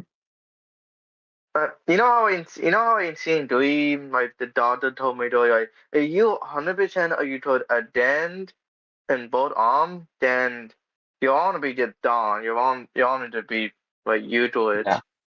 And then in scene shit, we saw that. Like we saw Midori. We saw Midori did that with when he fought Shidowashi, and there was in flashback to that scene. So now I'm asking, are you planning to have Midori on be Ah, good now? Oh no, are you doing I the 10 reason for Midori on not being, I think done? that was a spoiler. That was a What? No, massive season 8 spoiler, dude. no, they're not. I'm talking about seeing shit. Uh, I think I'm that talking about seeing. was. No, I'm Oh, talking in about seeing season shit. 6. Hey, you know what I'm Um, talking The man, first or? Oh. about? I You know what I'm haven't talking watched, I haven't watched My Hero Academia in a while, so I don't even know what I was thinking for some of this for the rewrite. I just know I was smart and I was right, so I'm just rolling with it. Oh, now you're showing dinos. Dino Knight. Okay. Whatever you're But thinking, if it's the consistency error, the solution that makes it consistent is the one that I've implemented, okay? yeah, I'm just wondering The because answer is y'all. yes. So by seeing shit, I have to sit watch fight Midori I'm feeling a year to it now. Right? Is that what you're adding? No, I'm not. No, I'm not adding anything. I'm just saying like his But arms more fucked up now. I'm just adding since like and then you're adding Tonto to it to the story, and that was a planned Tonto it for Midori. Yeah. Also, we're not even at season 5 yet. I'm still on season 3, 4. Yeah. I get it. So I would do that then. Doesn't in canon, doesn't Deku lose grip strength in one of his arms? I think so. Like he can't like Probably. hold a ball or a pencil or something the same way as he could before. In I my version, think that's his right arm. Yeah. I feel like Yeah. that could definitely be a thing. So just a quick thing as well. Ibara Shiozaki, her quirk. So she's the girl with the vines. Mhm. Her quirk doesn't grow. So in canon, I'll describe it to you because it needs to be said. well, Um, we can see her foot in the pen message. yeah, just give me a second. Yeah. Ibara Shiozaki. Okay. So I think I read this on the wiki because I was thinking about her because I was like, wait a minute, vines. Wait a second, her quirk is kind of weird. So then I looked it up. So description. Vines grants the user controllable thorny vines in place of regular hair. So think about this. She doesn't have she doesn't have vine-like hair. She has hair like vine. Well, So no, I mean, so on top of her head is vines. It's not hair, it's vines. And that is Well, absolutely disgusting. I agree. That's well, gross. mean, So in my version, she has vine-like hair. Yep, the I agree 100%. Her vine-like story of hairs. Well, the she story can also detach them. Oh, I guess it's different in. the That's anime. weird. It, Maybe it's different in the anime. Okay. yeah, the anime Yeah. monitor different in some ways. We see that many times. And not many Yeah. thoughts. To be fair, it probably is So- different in the anime. Is it ever colored in the manga officially to be like that bright green vine color? Yeah. It is. I think it did a official total. Because low-key, like hypothetically, if Horikoshi just made this character black, this kind of just works for like a black character design. I see what you're What? saying. That's also kind of a stereotype. Just saying. I was saying it works for like as a design. Yeah. I mean, she could be black. There could be more black characters. Okay, so in my version, she's also black. I mean, at that point, that just seemed like a usual change. It seemed pointless.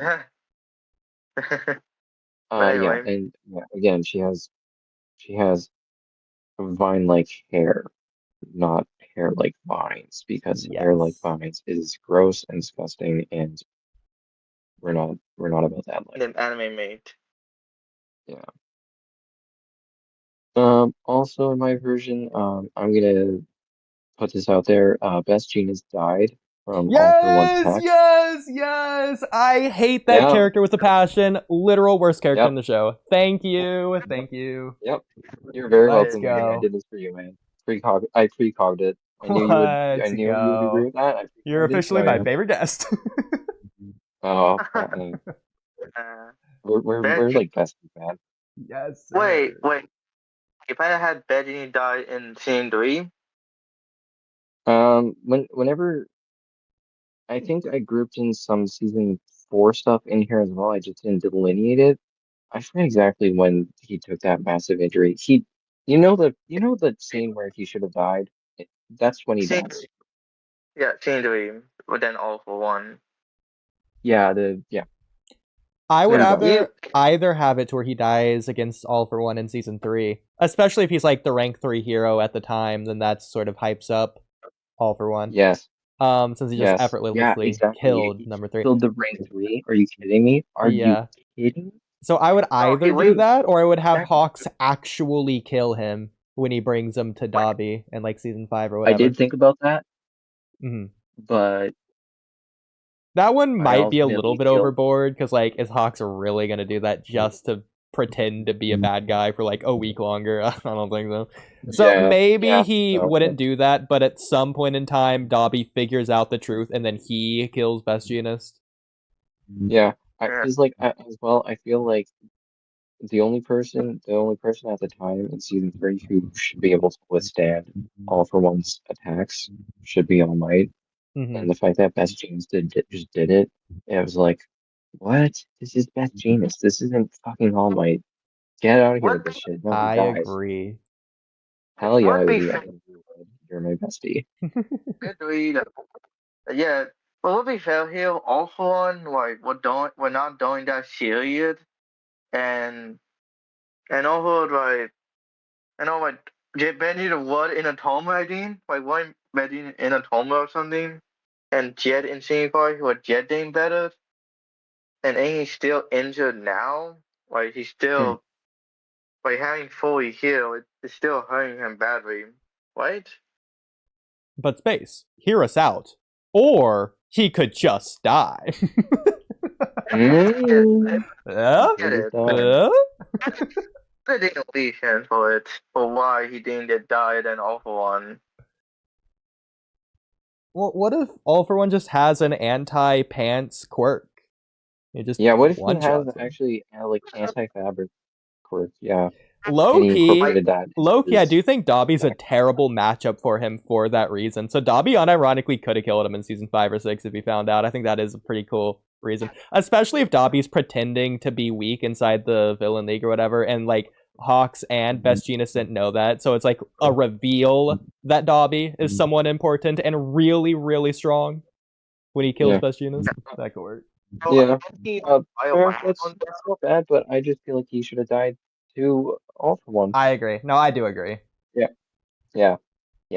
So Yeah. Destiny No, only it's a compelling argument, isn't it? It's just he should have died to all for one, and that's the argument, and it works, and And that's everyone all. agrees. Yeah. You don't even need to go further. Yeah. I agree. Yeah. Screw him. Destiny only. I'm Destiny Pops only.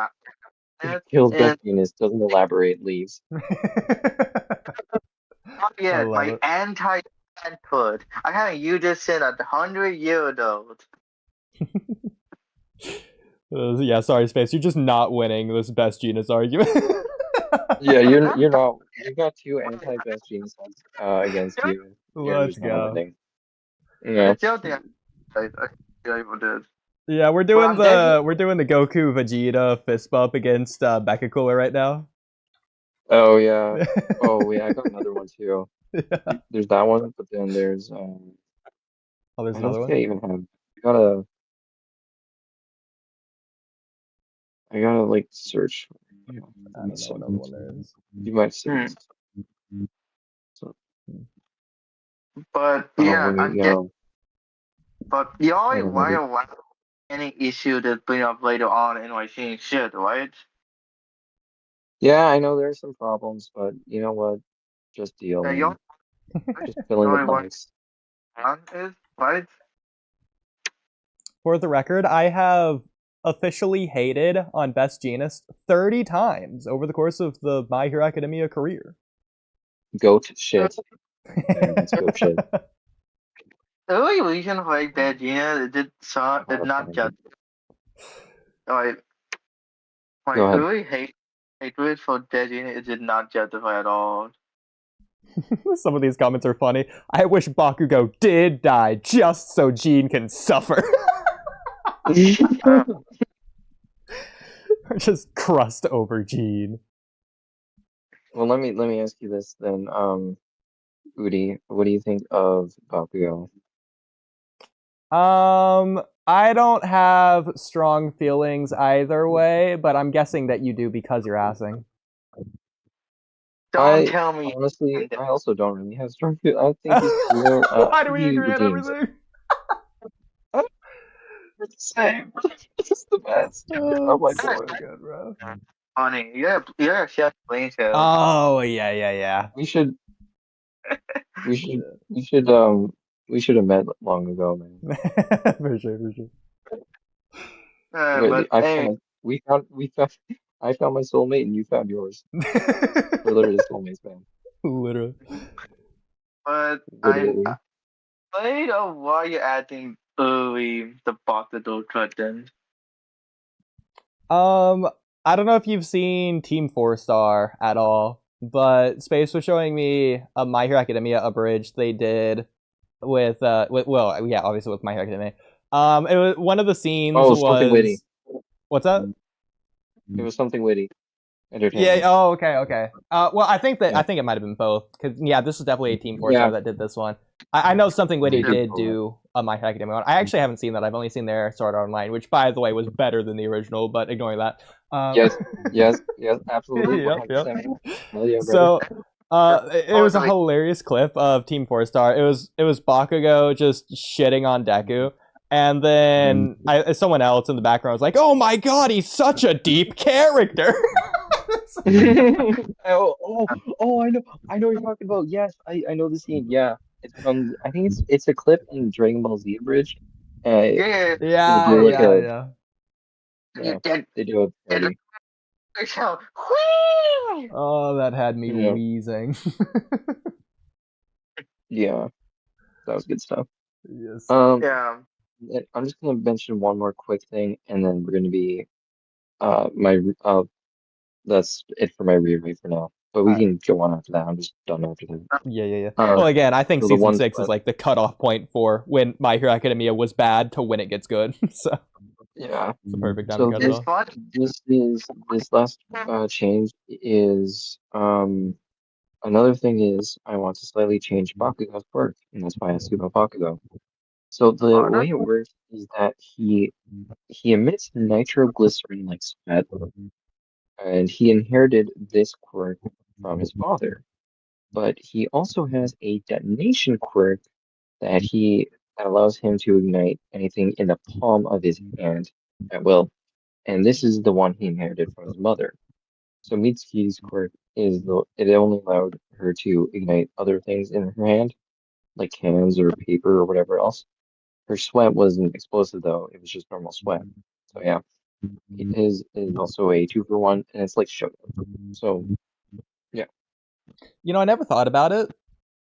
If before he uses his sweat to detonate himself, he's yeah, covered in nitroglycerin when he's sweating.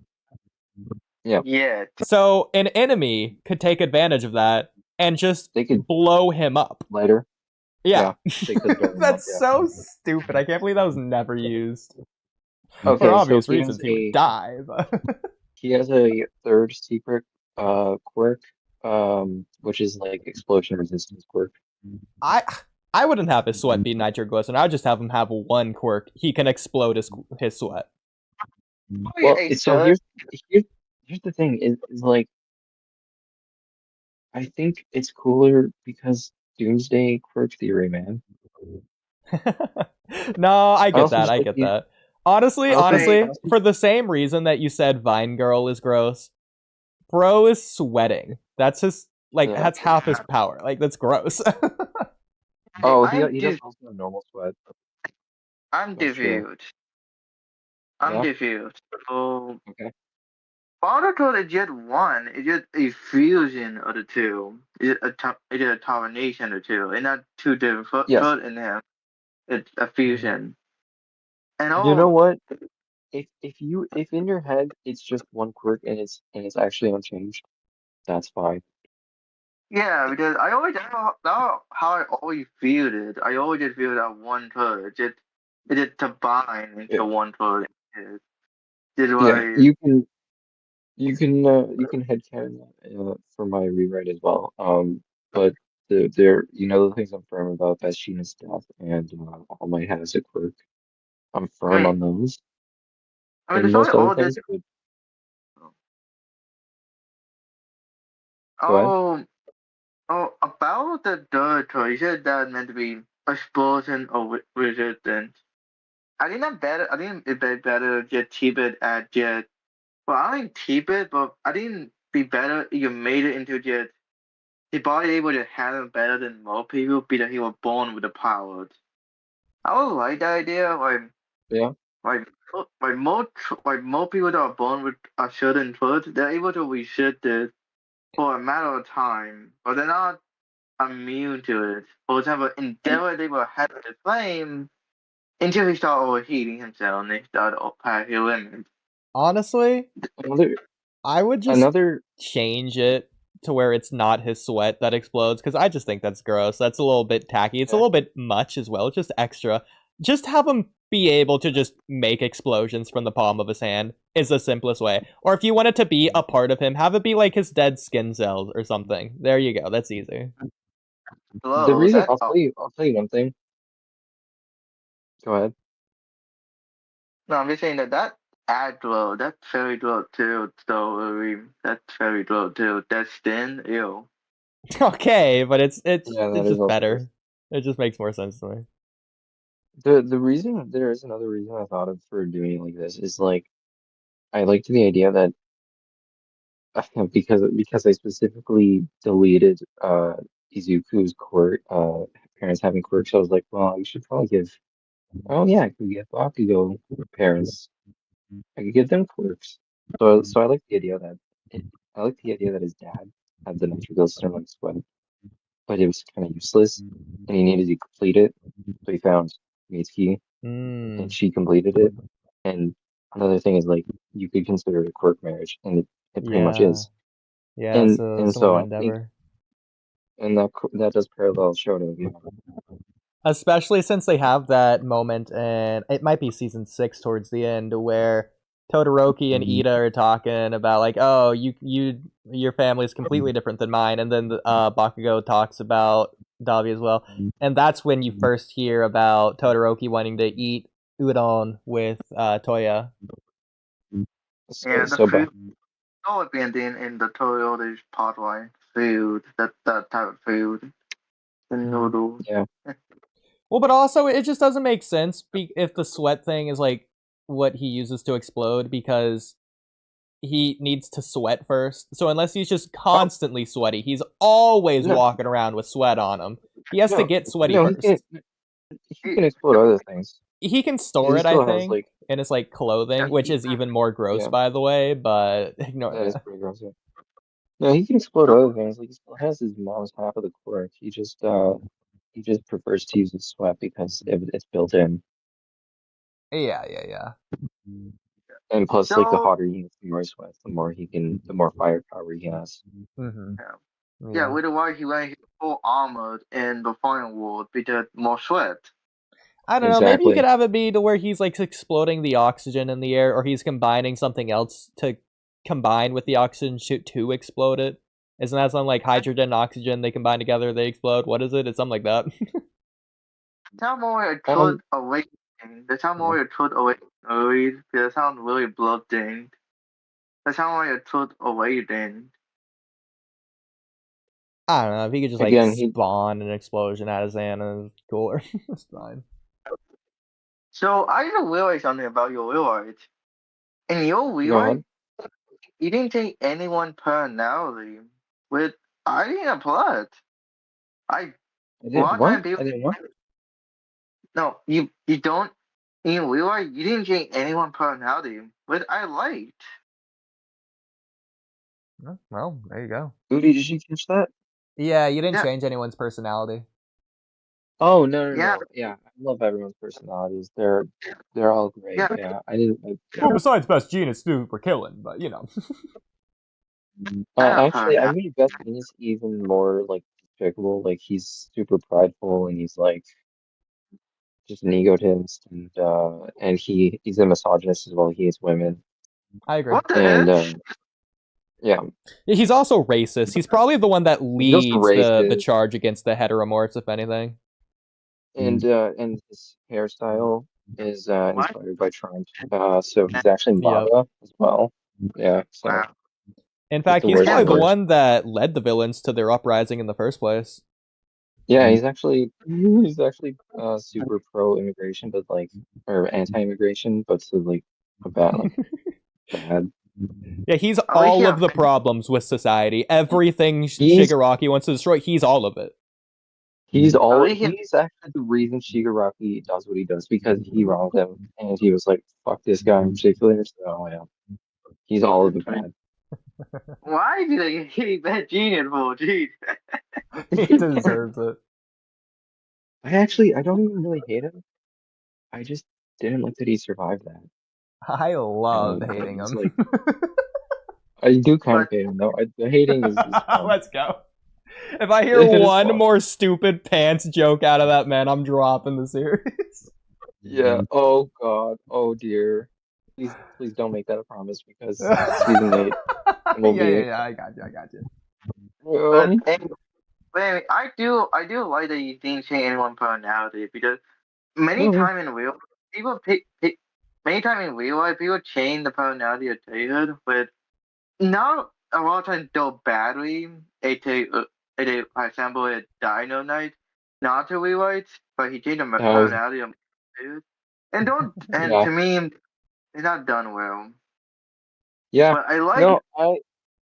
I couldn't really think of a single character's like personality that I really didn't like, that I didn't think suited them. So I'm glad you appreciate that. Because we don't seem to agree on a lot, but yeah, but it's different. It's something different from other rewrites, because other rewrites would have changed personality. And I didn't even do that intentionally, or maybe I did. I pre-commed it. In my opinion, you shouldn't change personality a lot to it. I agree. No, I agree. Yeah, I think that's pretty weird. Like, unless you're doing it in like a non, like I'm gonna reference it again, but in the sixth Naruto Shippuden movie in the Road to Ninja, where like they changed Sasuke's personality, like that's fine, but it's like in a weird dream thing, so it's fine. Exactly. Yeah, that only in like an alternate universe, but Also reality. it doesn't work. But You then could at also that argue point, that would be Sasuke's true self if the massacre never happened and he never had like any sort of drive to do anything. Exactly. Funny, Exactly. funny. We're on the same So wavelength, man. You and me, man. Literally. I'm Yeah. saying the same. Literally. Yeah. You know, if I were to change someone's personality, it would be like every member of Class B, and the way I would change it is by letting them have one. So I would give them personality, and that's how I would change it. See, But this is they- where we disagree because Naruto Mortimer, man, he's got tons of personality. What are you talking about? Hey, I'm the mastermind, boy. Yeah, exactly. He's goated, man. He's so fun. He's a puppet method. Well, maybe Yeah, just want as to an raise someone's example, I would give personality? Mushroom Girl's personality more than just mushroom. Yeah, exactly. Yeah, she likes some sauteed. Maybe she You a know, tweak. a little bit Maybe more than one note, maybe some depth. Yeah. maybe make her a tweak. Maybe make her a tweak B. Get her away from the mushroom stereotype to where she's human. Wait, wouldn't the must type B get high? Oh my god. Oh, yeah, that's a good point, actually. Yeah. She might be able to make psychedelic mushrooms. That's a good point. I wonder if that's a problem for anyone in universe. Like, does any of the heteromorphs, since I know this happens in real life, do any heteromorphs have any horns that are like growing into their skin or anything? Like, if they like get so long, they like turn around, like stab There was themselves. a guy. Like some Not rhinos Pony. do that or whatever. Pony had horn. Pony had horns, but they're Yeah. not growing in the way he's describing. Yeah. I think at bed they might go a little. Well, I mean, get older. It depends on the type of animal. I think probably depend on the type of animal you are bait of. I don't know. I think the heteromorphs, they went way too far with them. Like I was saying earlier, the Oh. freaking gag ones I would remove. Even the animal ones, that's going into levels of like, you probably shouldn't have done that, just based on subject matter of what that could mean. That's going crazy with it. I'm not saying that's what Horikoshi was intending, but like, there's nothing wrong with like, oh, Eri has a horn. Oh, the bird guy has a shaped head that's weird. Do stuff like that. That's fine. Okay, I mean, Yeah. But then they'll let play with Oodie. You need like that. Let play it. Like they're not fun. You just limit yourself like that. Bro, let But don't Koto be- or whatever the other heteromorph guy, the octopus one. He has like 8 arms. That's fine. He's not Orca. Shoji, Meizo. Yeah. I remember everyone's names.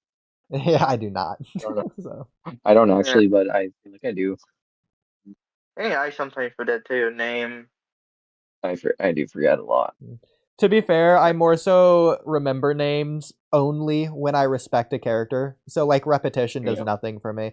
Like you can ask Space. Up until season 6 or 7, I was still calling some of the most known characters of all time based on how I would just call them. Oh, I like had an a real- example?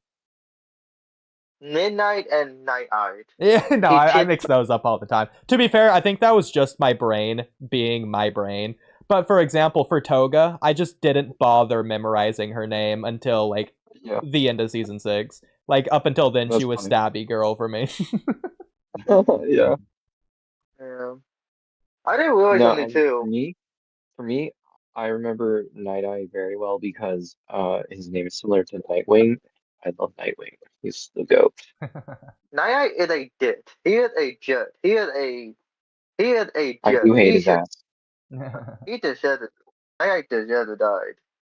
I Now, do hate all- his ass. Yeah, that's valid. Yeah, because the things he was doing to the bubble girl, and that's one of those ones that I forgot, and I called her by what I call her. Well, ignoring if I we want- think he deserved it or not, I am curious because Space adamantly disagreed with me because you can't ever dare change a single hair on anyone's head in My Hero Academia without him freaking out over it. But I think Night Eye's death makes no sense because he shouldn't have died to such a minor wound in the My Hero Academia universe where the quirks are literally godly and they have healing quirks. And oh, by the way, the girl that heals Deku's arm, she was there.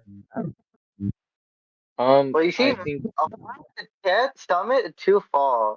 You don't understand, Oodie. You don't understand. It's too far. He got one Exactly. stab to his gut, and then he survived for hours after that in the hospital, hooked up to the craziest machines of all time. he was hooked into that all for one tech. All for one tech, yeah. This is ridiculous. Oh yeah. I can't feel that. Wow, I didn't realize get outta something here. about Levi too. Well, He hang on, didn't do- I need my No, I didn't realize something about you, Levi. You haven't done anything with the villain yet. I wouldn't change any of the villains. You did say you That's liked the a- villains, yeah. That's I like the villains surprising. in Naruto. That's surprising. I'm surprised. I love the villain Yeah. too. I do too, and I don't believe they need to be changed that much. I don't know. I might have changed. I don't think I changed them. No. So here's my thing about Night Eye. I do agree that his death was stupid, but at the same time, I do hate his ass. So Yeah, Yeah. not because of the Boruto thing, but because how rude he was to Midoriya, and only he because was he was also turtle. I hate turtle people like that. I just hate turtle people like that. I just did. hate the small, like, inch incision in his abdomen, and then there's like, oh, there's nothing we could do. Oh, what a tragedy. As if they even tried. No, but early, Um, Vegeta died, therefore Night Eye had died. Well, They if both Best deserve it. Genus died to a paper cut, I'd be celebrating and saying it's the thing that makes the most sense in all of My Hero Academia, but ignoring that. yes. Yeah, W that's insane. Rejoicing. You know. I would slumber in peace. Night Eye did had issue with turtle people like that, because he had issue with Midoriya being turtled for some reason. So okay, here's what I'll say then. Night Eye also got shot like 3 times in the back of his head. From a random gunman that was strolling by and also randomly hated his ass for no reason. But he so No, obviously didn't That was the die thing I thought. because of that. He died because of the thing that went an inch into his gut. No. Let's Yeah, say okay, he armed the cut off by Olaf too. It'd make more Oh. painful for him. This might be spoilers, it might not be. I kind of forget, but I'll just say this. I'll take my headphones off. Go ahead. No, it's fine. I don't think this is even it. I can't even remember. Space, let me know. Did he like want to die? But Night Eye didn't want to die. Okay, well, in my version, he wanted to die, and that's why he died as well. It's because he wanted to die. That he hated his- play, that didn't make him. Man, I hate him more. That was true. That would make me more. But Night Eye would doing oh my, you only beat me now. I'm dying. Like screw Night Eye then. Screw him. Yeah, Like, hey, assuming good. I agree. like W geez. Night Eye hatred. That is nuts. Like he no I saw being the way he is makes sense. Night Eye on the other hand, what did he to shoot? Like what did Night Eye to shoot a shoot for being so rude to Midoriya? No, good point. Yeah. It's just Yeah, very... he hate Midoriya because he turtled it. Yeah. Angus, have you seen The Walking Dead? Me, no. Okay. I guess I'll just compare this to Naruto, and we'll end on this topic if you want. But I did have one other thing. okay. I'll do very my quick. thing first. If your No. thing's quick, you can do yours. It's super quick. Okay, I was go just gonna say this one thing. Do you know who could use a personality in My Hero Academia? Who? Who?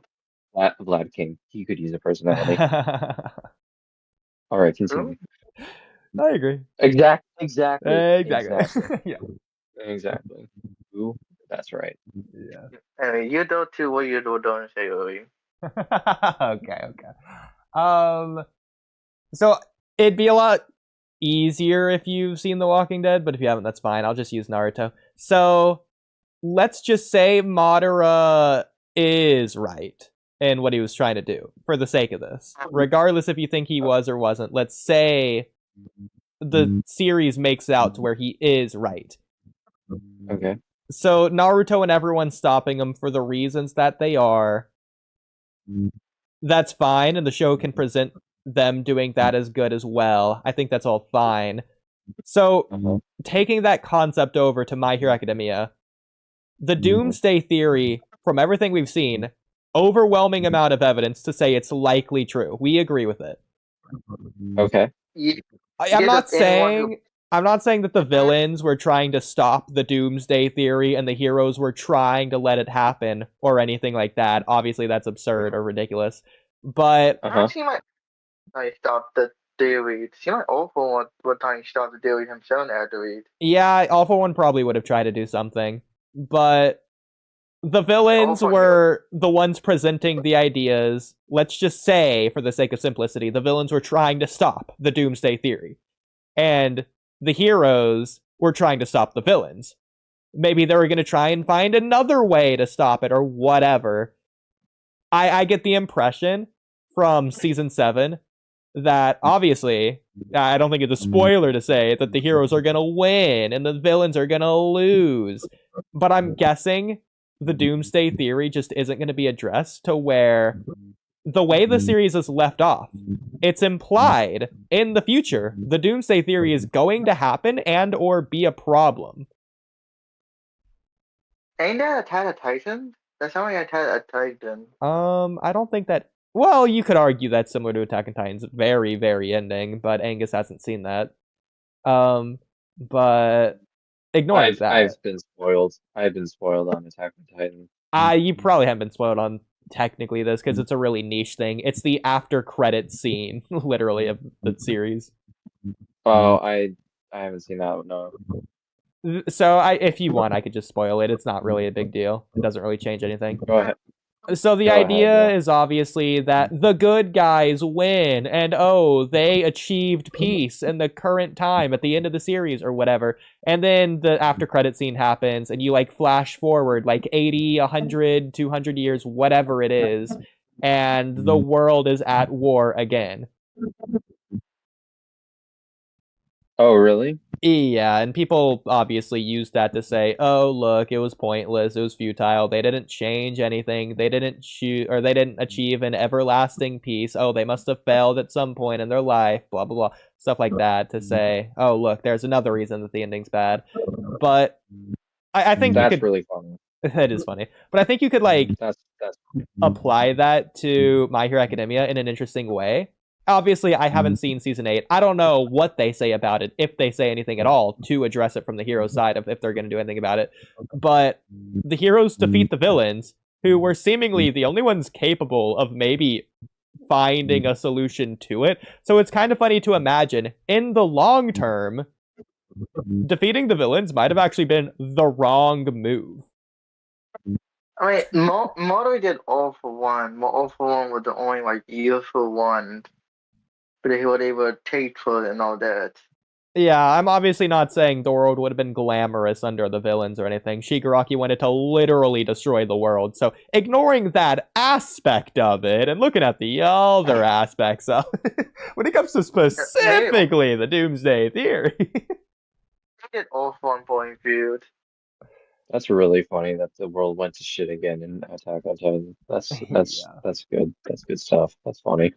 I know. Yeah, kind of mad hit someone undoing the truth theory is that someone else is born with a similar truth to All for One, and they Mm, get attain the more powerful truth or something like that. interesting. Well, there was Yeah, something like that 9. could happen. Yeah, for sure. Obviously I haven't seen it, so I mean, if it is spoilers, feel free to tell me. If it isn't spoilers, then I guess it's just whatever. It's just left open ended, and I know just as much as you guys with like the future of the doomsday The, theory there. no, Did we just, what I'll tell you is that there is 9, which The addresses the movie 2 villain. yeah. Yeah, I need to no, go wait, back and don't you rewatch that movie. There seems to be a lot of important stuff in that movie that I'm forgetting. mean wait, no, you mean the movie Dewey villain? He was the one about the theory, not 9. Oh, I Right brought up turn? 9 because he also had All for One, but it was Oh, given to him. It was a hmm copy. Yeah. yeah, So copy of one. I just like it. It's cool. Yeah. Oh yeah. And the movie is sick. Oh yeah. Especially the ending. I guess Oh we could yeah. also say this. Did you know the second movie's ending was supposed to be the Yes, I original? did Okay, know. the original ending. Yeah. Oh, yeah. Yeah, I knew. Me and Mhm. Chloe have trying to piece together what the OG ending probably to have been. Yeah, we're just beating a We're, dead we're horse on this one. We've talked about this ad nauseum. About holding what? on.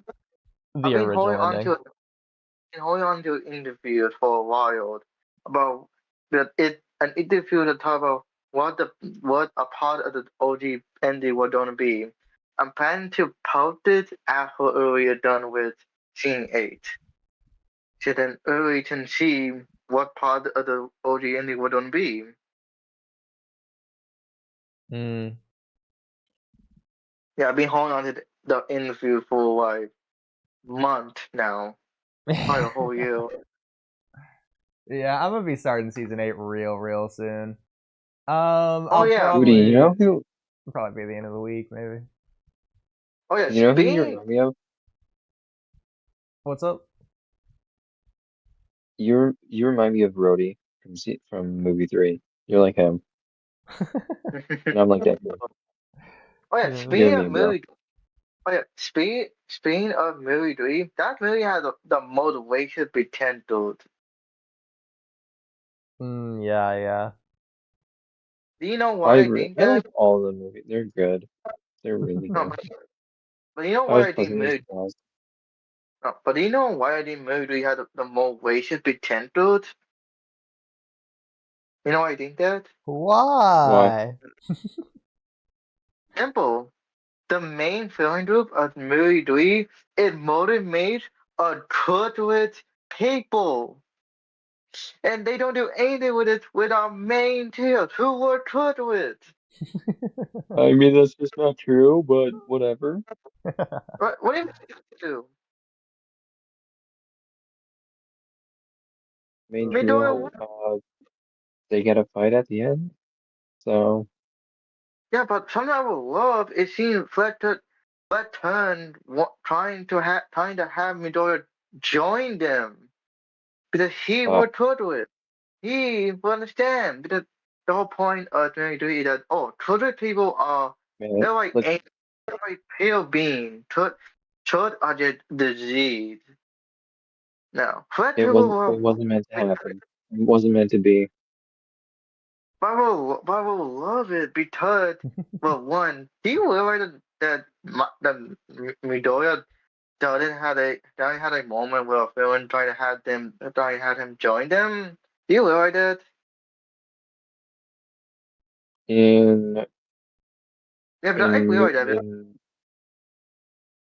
I mean, the Huh? movie I do also does a know. lot of interesting stuff with the quirk singularity and the doomsday theory, and like the theory on how quirk started the whole origin. Since Overhaul gives his theory, this movie does its own version of that. So it does a lot of interesting Funny stuff in that aspect. It just doesn't do anything really beyond that. Just a lot of introduced concepts. Yeah, and funny thing, the movie were dying shit on people who believe in the theory, and yet the main theory, more people believe in the theory. It's odd. Hmm. Yeah, I Yes. do. But do you realize that? Yeah, the Midoriya don't have a moment where Valentine have them join them or something, but Naruto have that moment. I think Marvel MC had that moment. I don't really care. Yeah, if anything, I would have that be like a significant moment of the series rather than a movie. If you want it to be like a big Guilty. moment. I get it. Yeah. God damn it, my headphones. Oh yeah. Oh, sounds Alright, like a perfect time to end, so you can charge your headphones or whatever you need to do. Yeah, thanks. Yeah. Okay, we'll do that. Space, any closing words? How about to add a JD Tate button?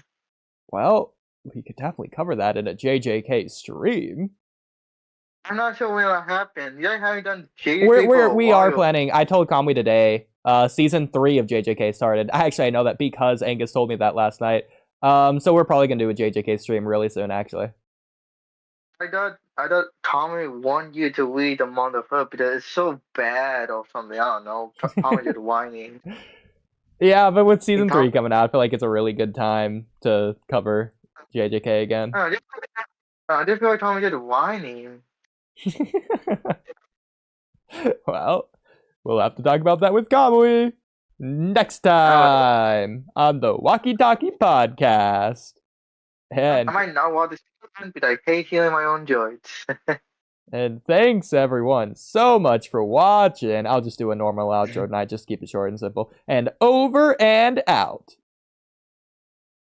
Alright, Ihimoto's fail.